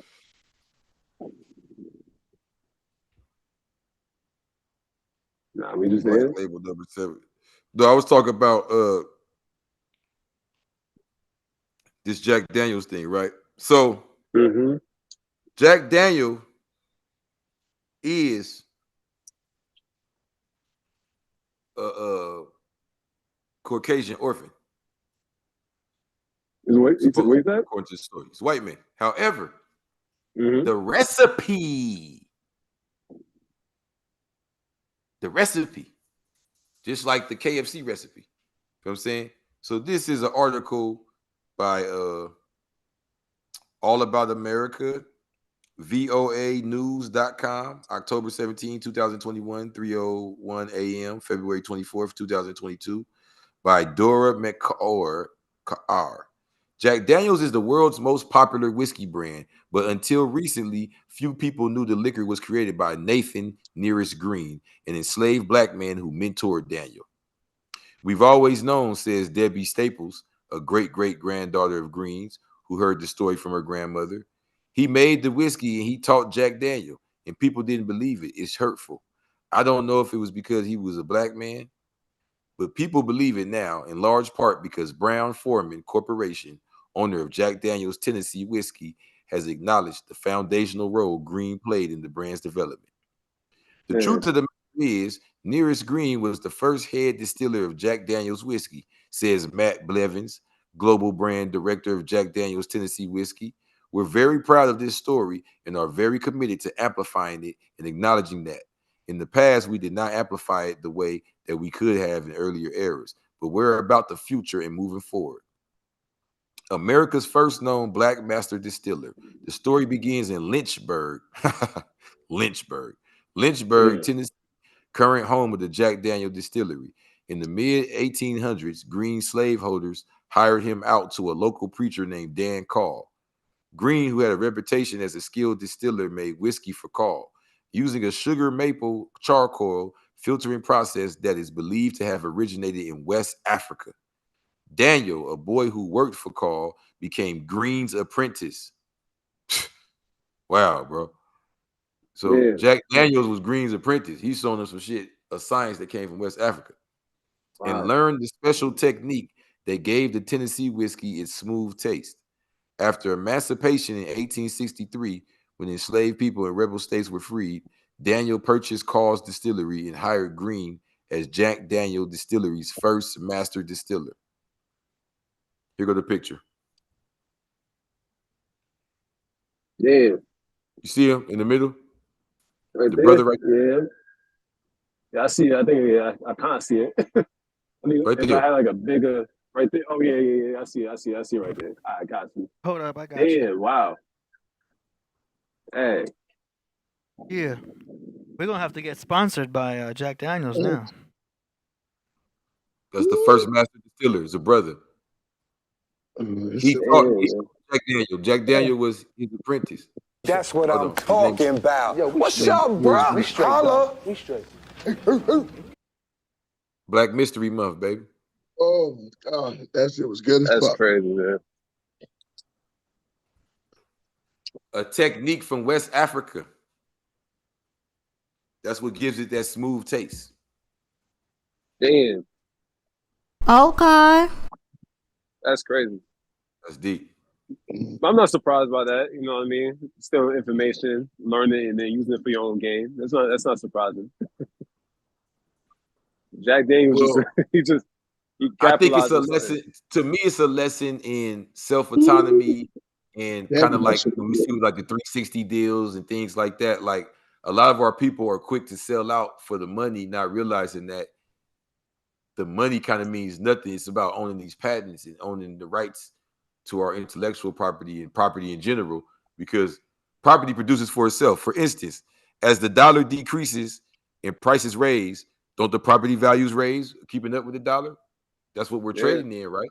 You see what I'm saying? Mm-hmm. So whoever's the master of that is still keeping up. Whether they're complaining or not, they're still, you know what I mean? They're complaining, breaking it off on your ass. You know what I mean? Our rent's getting higher. You feel what I'm saying? So the musical property, I mean, you know, I don't want to go Illuminati rabbit hole, but look how many artists just have died and died and died and died.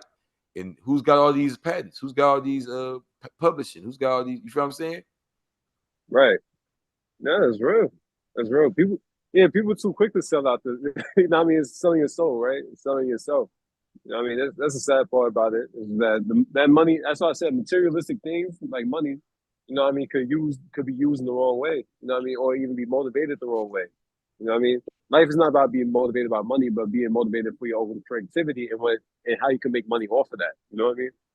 That's what it should be about. You know what I mean? But people are so quick to be, I guess, trending, or like I said, that constant validation feeds into the wickedness. So yeah, there you go. I think it also mean? shows too, 100%.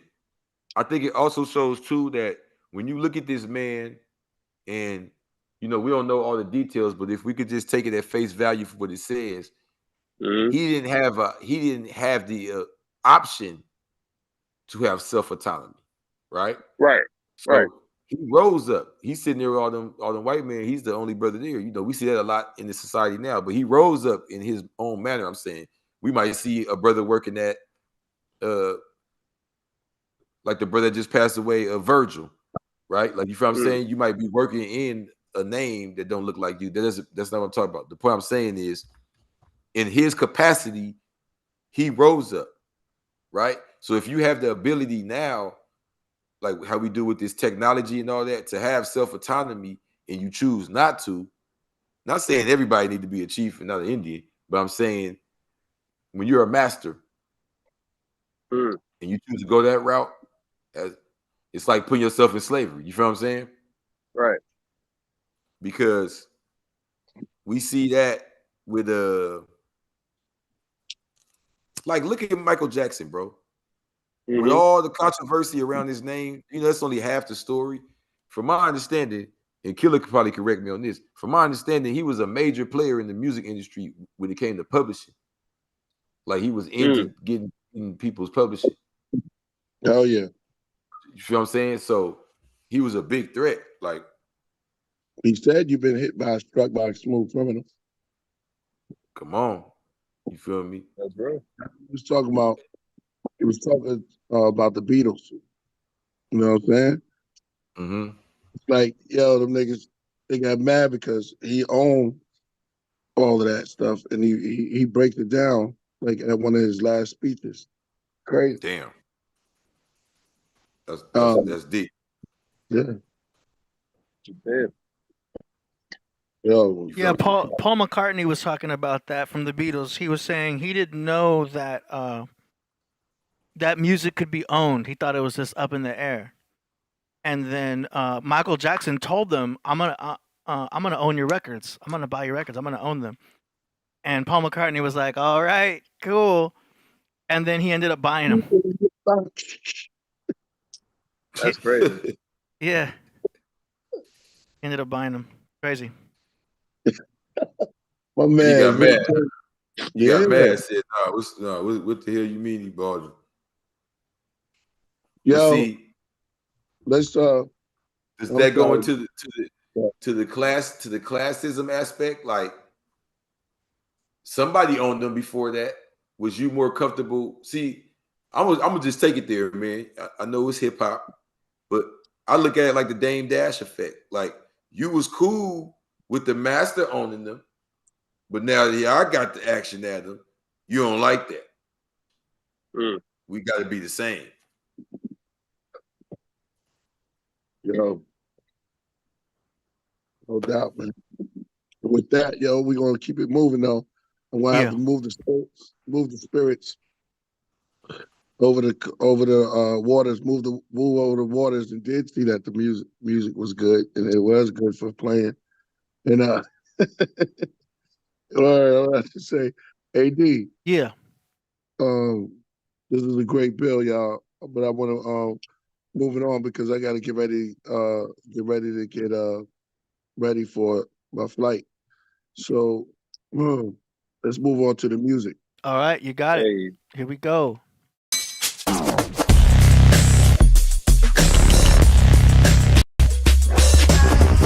Song promotions. Yeah. Let's go. Coming up, now we've got a submission here into the show from an artist named Young Face, the Bootleggers from USA. It's called Moving On.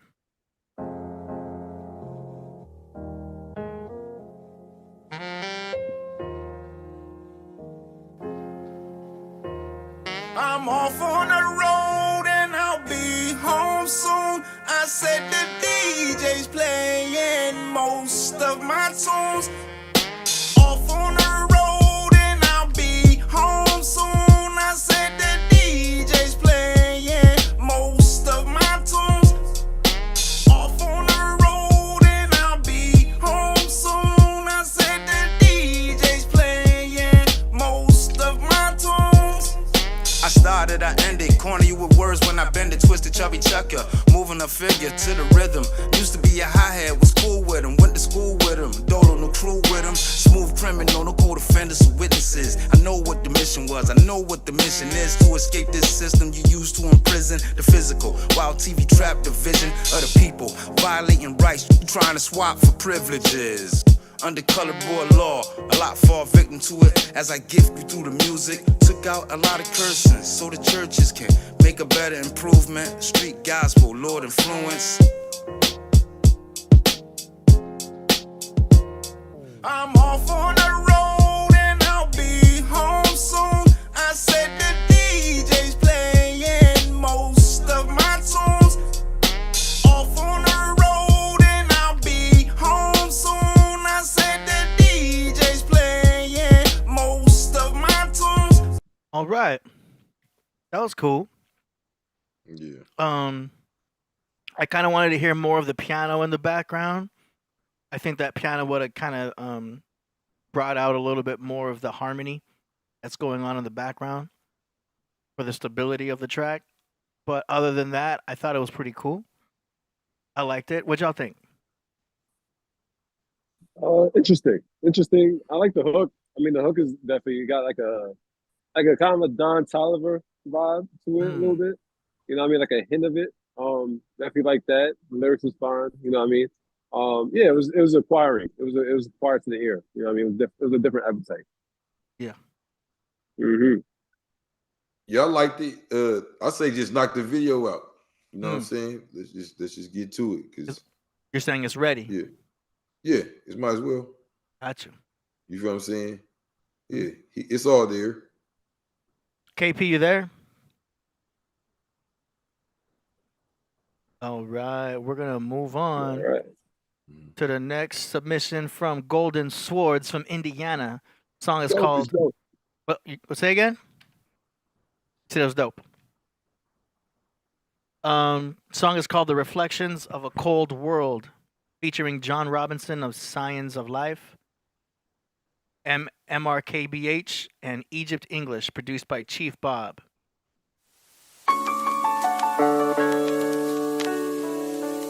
I hope there's a day where we all can see peace and freedom throughout the nation. Ain't no love in war. If you're living with hatred in your heart, then what you living for? Bullets fly, bombs drop, and life is taken.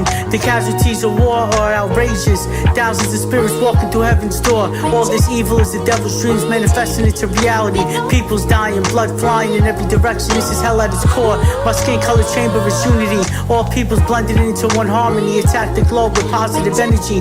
People shake your hands with intentions to stab you in your back. I also watch my front because there's a lot of snakes acting like a friend to me. I want to believe in heaven, but I look up into the sky and see emptiness. My life is a stressful journey. My plans is to uplift and show love through my philosophy. The reflections of a cold world, this society is foul. What I write is beyond your greedy scheme and your petty words about money, fame, diamonds, and pearls. War brings death and violence, but the government keeps dropping bombs until the whole earth explodes, giving you the truth. Hoping one day we all can shine in this wicked and evil globe.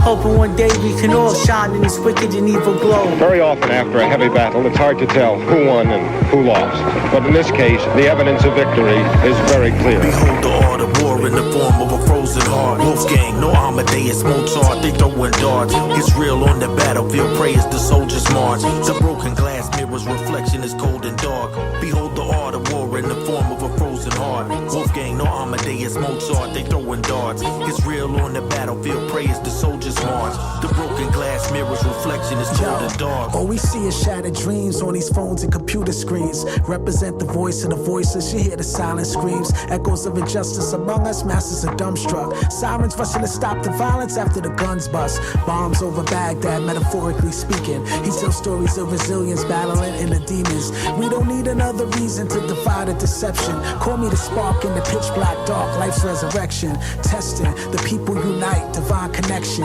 Navigate this cold world. See the reflection. Rise above and spread love, God. Find your direction. I came to break the cycle with rhymes so introspective. I'm searching for a place where compassion and respect is. That's why I build brick by brick like playing Tetris. Alkaline your mind, incline, it's getting hectic.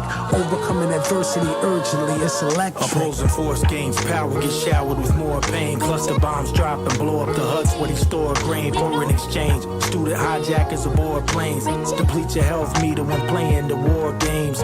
Secret mission, black ops, but it ain't Call of Duty. Fleet division, blast shots, they give it raw like sushi. Fatalities, no Liu Kang. Russia versus Ukraine. Israel versus Palestine. Kuwait versus Hussein.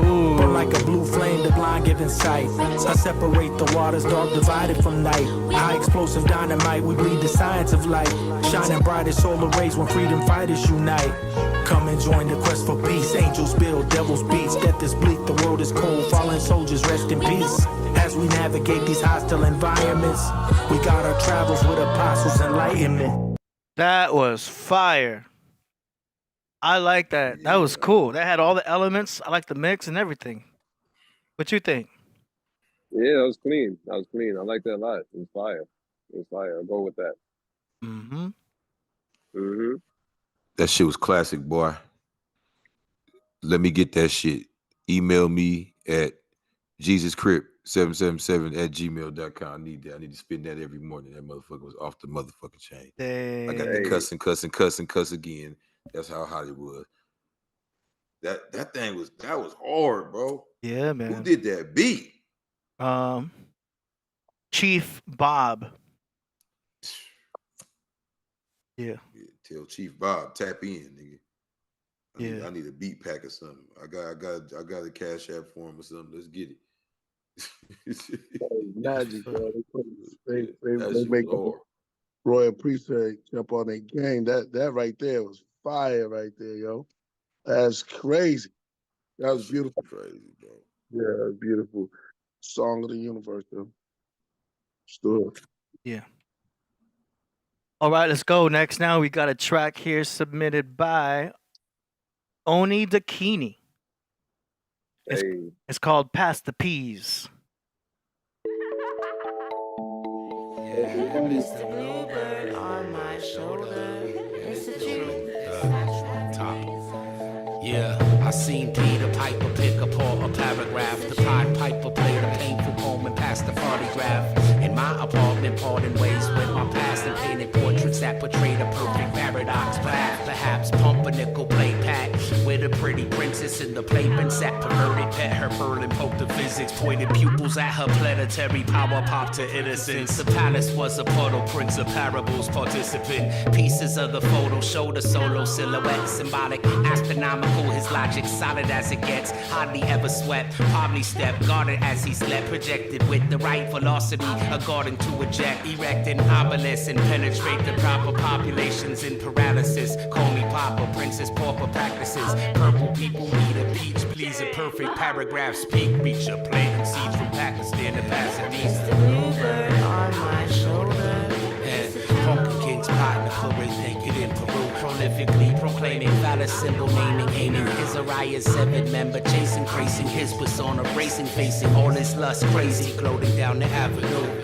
And probably they pray, pretending Priscilla today prefers a prick and not a pussy in a very special way. Practically pushing palms on a person, what's it worth, yo? Please pass politely, you perverted, perpetrating jerks. Plush pillows, push princess, pussy pass, partners prick, then impute, refute loosely shit that makes you fucking sick. Piper's pink painted parlor, impressed Priscilla's partner, soda pear prepared, parting promptly after playing doctor. Impairs the pelvic part of Piper, so Priscilla and the princess pimp the pompous, pitiful pig, punk pillow biter, and potted ways to pop the pot belly priest. The price of powder is preposterous, can't afford to eat. Mr. Bluebird on my shoulder. It's the truth. It's factual. Everything is satisfaction. Mr. Bluebird on my shoulder. It's the truth. It's factual. Everything is satisfaction. Mr. Bluebird on my shoulder. It's the truth. It's factual. It's the truth.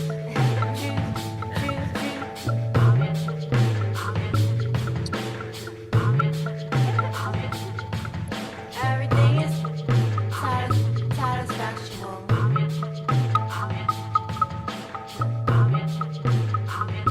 Yo. With the sativa hybrid I just had, that sounds nice. The echo effects that she's doing, the stereo effects, I can hear her production. They need to tap in with 3 stacks. That shit was going crazy. Yeah. Yeah, I think they might can inspire him to do a verse again. Put the flute down and hop on these P words. Damn, that was hypnotic. Yeah, no, very hypnotic, very hypnotic. Shouts only Bikini. That was only Bikini track. Yep. That was fly. That was fly. I like that a lot. That was nice. Priest, you there? Yeah, shout out to Oni Dakini. That was fire. All the links to these artists are going to be in the description after the show, about an hour after the show. That's right. That's fire, Oni. That's fire.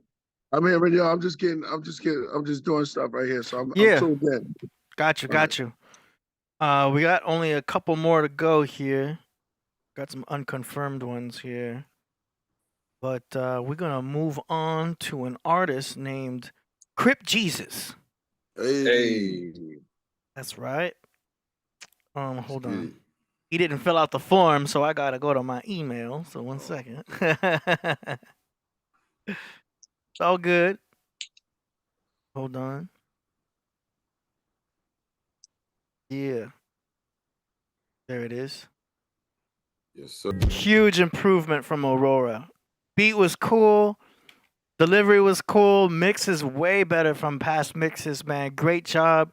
Only thing I would probably do is add an 808 because I want to feel some more bass. You want that to rumble in the whip, you know? It needs an 808. Other than that, like everything else is just it's chill. It's legit. What y'all think?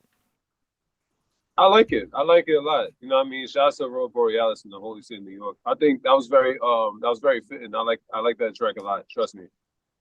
Yeah, like I understand you could add a little bit more to it, but I think I heard him clearly, and I think it was just a dope track overall. Yeah. Mm-hmm.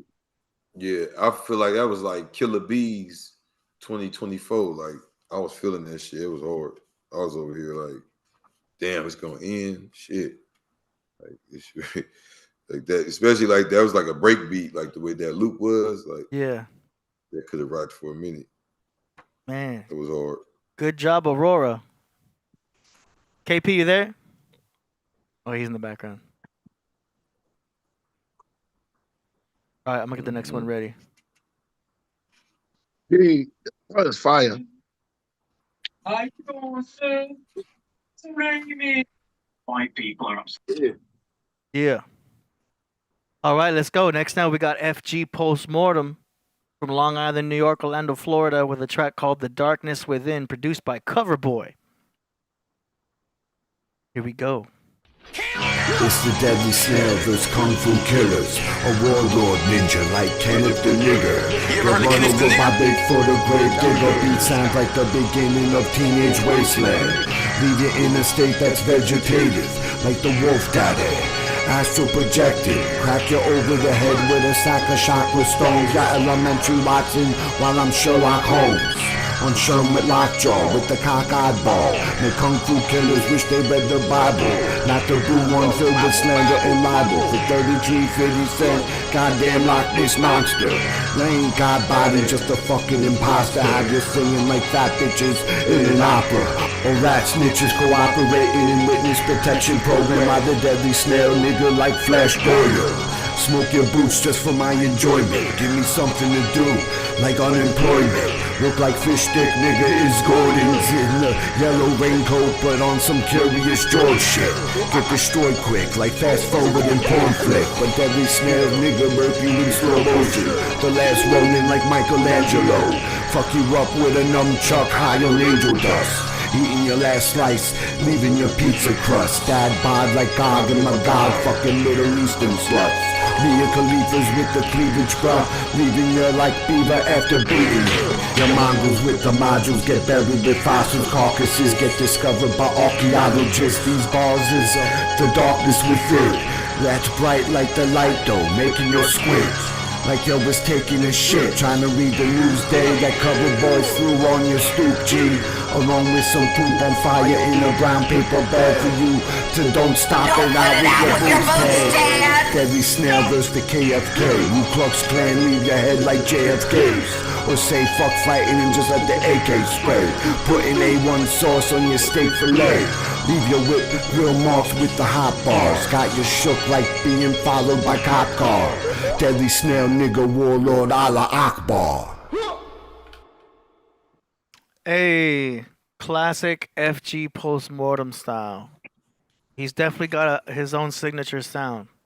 Yeah, he killed it. I thought that was at first. I thought that was I was in and out of it. I didn't hear all of it, but I thought it was Kambata.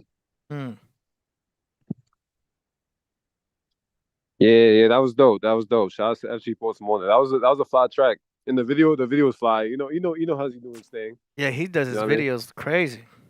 Yeah, that's real. That's real. Someone said Blade Runner.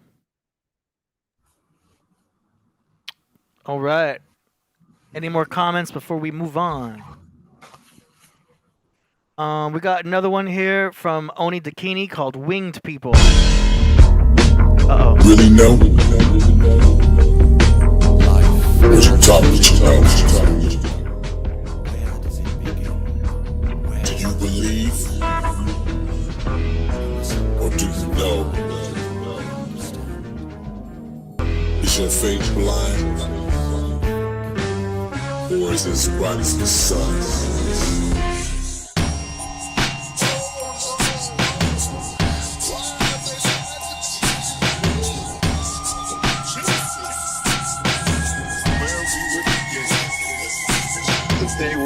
before Adam, descendants of Anu, took on mortal fashion, built themselves statues in the image of themselves, to worship themselves, built towers to themselves, to remind them where they fell. They came from a station in space, an angelical race, giant in stature, helmet and cape that they wore. Visited this planet to explore, long journey from their home to their race and war.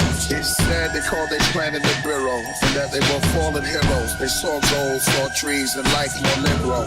Astronauts with afro and locks, jet beam into a ziggurat. They crashed on rocks, 1.21 gigawatts. Some passed over crops. In the tablet legends, they said they opened the floodgates of heaven, describing their monstrous brothers, chopping up their grandparents in the seven pieces. Now they looking for a region, they travel eastern, found the garden called Eden. They saw a being, forced about before Baal, or be exiled with the tribe of reptiles. Now call the wrong trials the X-Files. Life begins breathing hydrogen inside of high winds. Milky Way violins, heard by the wise men, observed in Orion. The windows with no end, the black glass in the sea that extends. In that sea exists carbohydrates. These jars were hybrids. It went back and forth till they mixed the star bread and the foods of thought with proteins. Protons and atoms produce the whole gene. From infinity to density, out of the cell to organisms, orders of the living, bodies and the carbon.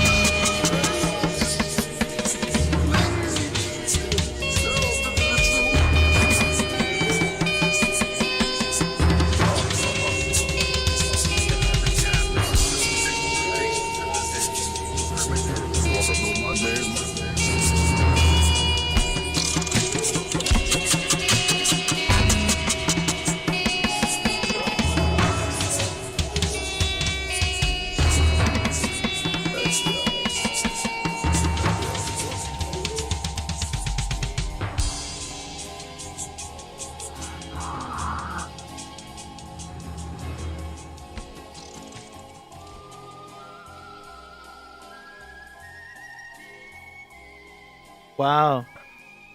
Creative. Interesting remix. Thought it sounded cool.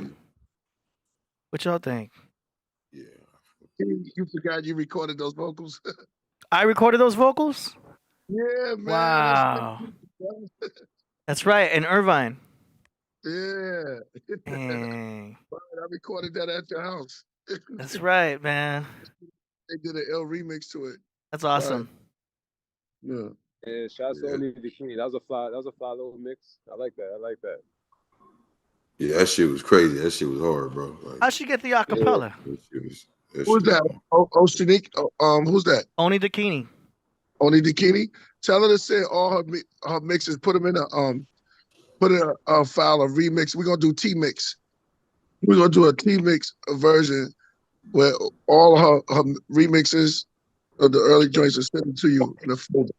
All right, Oni, you heard that. Priest says to go ahead and send all of them. I guess you can just send them all at once or in a folder. I just need to rock on one of her beats. I remember Crip Jesus told me I need to rock on one of her beats she sent, and we was talking, and Crip Jesus was like, "Yo, you need to rock on that." Nice. Right, so. All right, Oni, you heard it. All right, yo, I'm out of here, yo. One love to everybody. All right, Priest. Yeah, we got one more left. We do? Let's get it. Yeah, it's up to you. It is, you already know. Mighty Hebrew. Shock law. Yo, let me stop this. Yeah, he got this. All right. Okay, hold on. It's in here somewhere. Got two. Here we go. Worlds Lost in Darkness. Songs and lyrics by Mighty Hebrew. I think this is Spotify, though. Hopefully it's on YouTube. Try not to send Spotify stuff.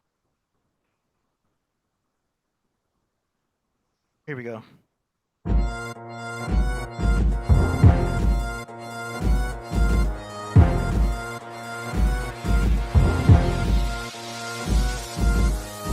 Go. Government secret agents wanna blaze in. Counterintelligence, crush yelly men. Covering facts with the master Jason. Reality, lost, get to face it. Guns of Navajo, banging in the streets, in the basement. Father smoke, bass, amping, acting like cavemen for the first chase. Mothers cry, rainy days, plot to destroy. Prevent a rising savior, they using the beast. Babylon, Medo, Persia, and Greece. Rome broken up its 10. Orange, Russian, York. Rising the mix, clay and iron. America enslaving Zion. Corinne breaking us at Plymouth Rock. Turning our locks to Caesar face and hair mocked. Our queens and aunts and mamas at us thinking Christ was Messiah. Who was Caesar Borgia, a false prophet. Deceiving our minds is prophesied and to knock.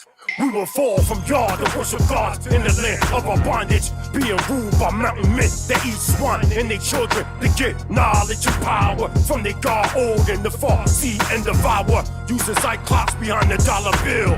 1 hour ciphers, product of Nimrod, the talisman, hunting for innocence as their destructive mission. The end is now here. World's lost in darkness. Their agency caucus. Blood sucking the righteous. The earth is being ruled by tyrants. True first lies clashing, bashing, smashing, crushing madness, falling cyclops, sinking titan. World's lost in darkness.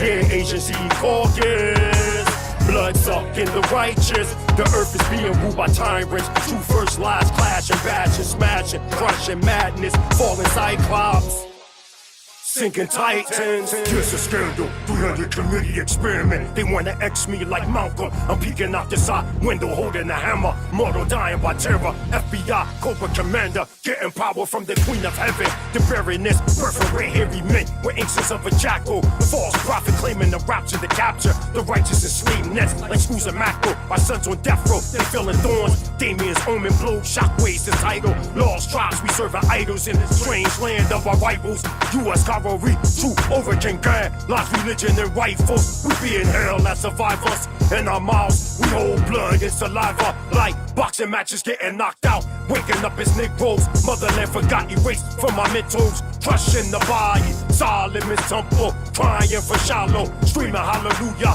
Forgot how to use it and ask us Yahweh's power. Battling the false gods, our carcass vultures devour.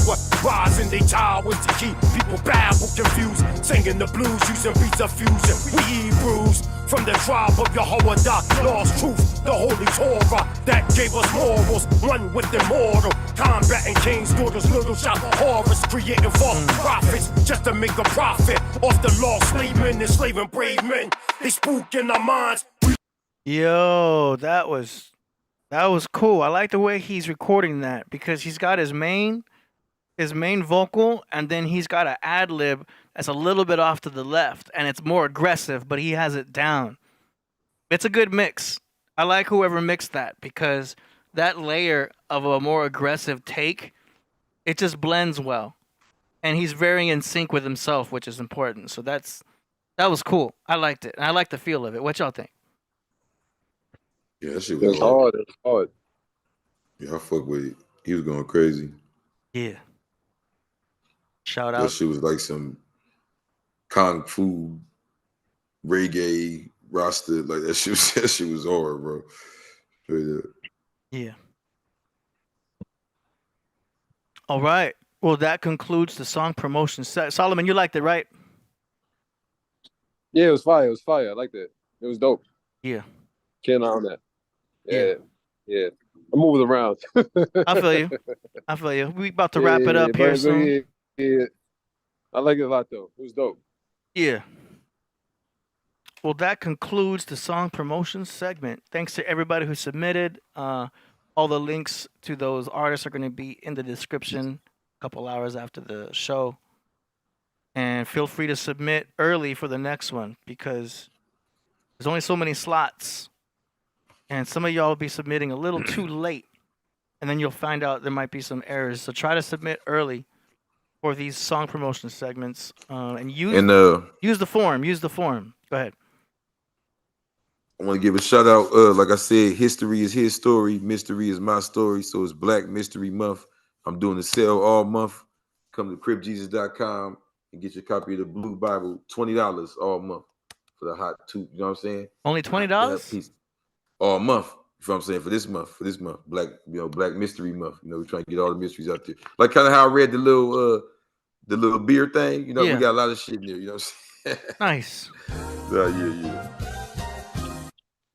All right. It's deeper than that, but you feel what I'm saying? There's a lot of mysteries in there, though. Yeah. Solo Gems. Any last words? Oh, any last words? Yeah, peace, yeah. I mean, check me out on Instagram. I'm on Instagram, all that type of stuff. TikTok. I'm trying to build that all up. That's all I really gotta say. I mean, it was a great show. I feel good. I mean, it's my first time on Zoom, so I'm still trying to get used to all this camera stuff. You know what I mean? Yeah. But we'll master it soon, though. Well, it worked out today because not only was it President's Day, and your dad's got to get ready for that show, and it was raining. It's been raining out there. You know what I mean? The streets are wet, so it's like this was the wise thing to do for today was have a Zoom session. Oh, that's real. Yeah, that's real. I think I liked it. I liked it today. I ain't gonna lie. It's pretty clean. Nice. Yeah. All right. I think KP already bounced. That's pretty much the end of the show. So we'll see y'all on Wednesday. All right. Yeah. Peace.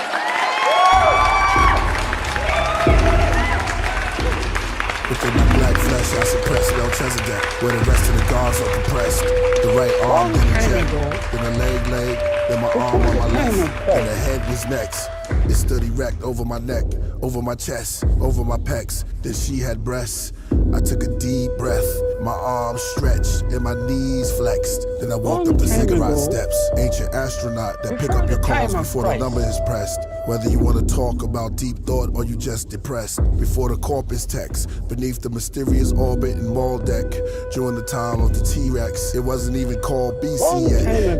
Let us experiment with the pyramids, and through time and life cycles we'll make appearances. We'll visit tribes in the villages, even little kids never came near the pig, cause we Nazarites. We gather spice before the Adamites, the mystic times. Our satellites was made out of malachite. We spoke to the afterlife. It was paradise before the earth was inhabited by ice.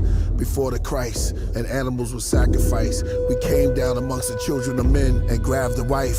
Got them pregnant with angelic genetics. Communicated through telekinetic. We're not from the human race ancestors. I write ambidextric for our planet to connect with the Atlantis records. Esoteric to give us extraterrestrial leverage. Take psychedelic for breakfast, to write poetic. Drink the sunlight for beverage, the mathematics to digest it. Gigantic to build the oldest relics, like the Karahan Tepe. The towers in Babylon was steady, then walked across the Serengeti. Long before the song our people called God and Depi. Let's throw some confetti over Dr. Sebi. Kamehameha, the first surfer, and language originated in the Levant, circa 3800 BC, circa 500 BC, the rise of Persia, silver and gold workers, kings and queens from the tribe of Berbers. Before the story was told, Cain committed the first murder, and the gods of Egypt and Greece made their merger. From the Green Sahara, the first black mummy era, King Nebuchadnezzar found treasure, and the messenger came out of Mecca, holding scepters. There's temples in the area, Mayans, Incas, and Aztecs from South Central America, Ephraim, Issachar, Manasseh. Before Nikola Tesla, before the settlers and the beggars, black space travelers came with passengers to get the inhabitants to take over Samaria, and the hunter-gatherers came out of Africa. Within the diaspora, the Antediluvian, to Natufians to the Nubians, for the medieval Hebrews in Camoria, speaking Tongo, Benin, and Yoruba, Uruguaya, the Niger Congo, Western Sudanic, Creole, Igbos and the Negroes, Southern Morocco beneath the Cosmo, the Holocene, the pale-nosed gene, the dynasty of the Ming, and the Yellow Kings.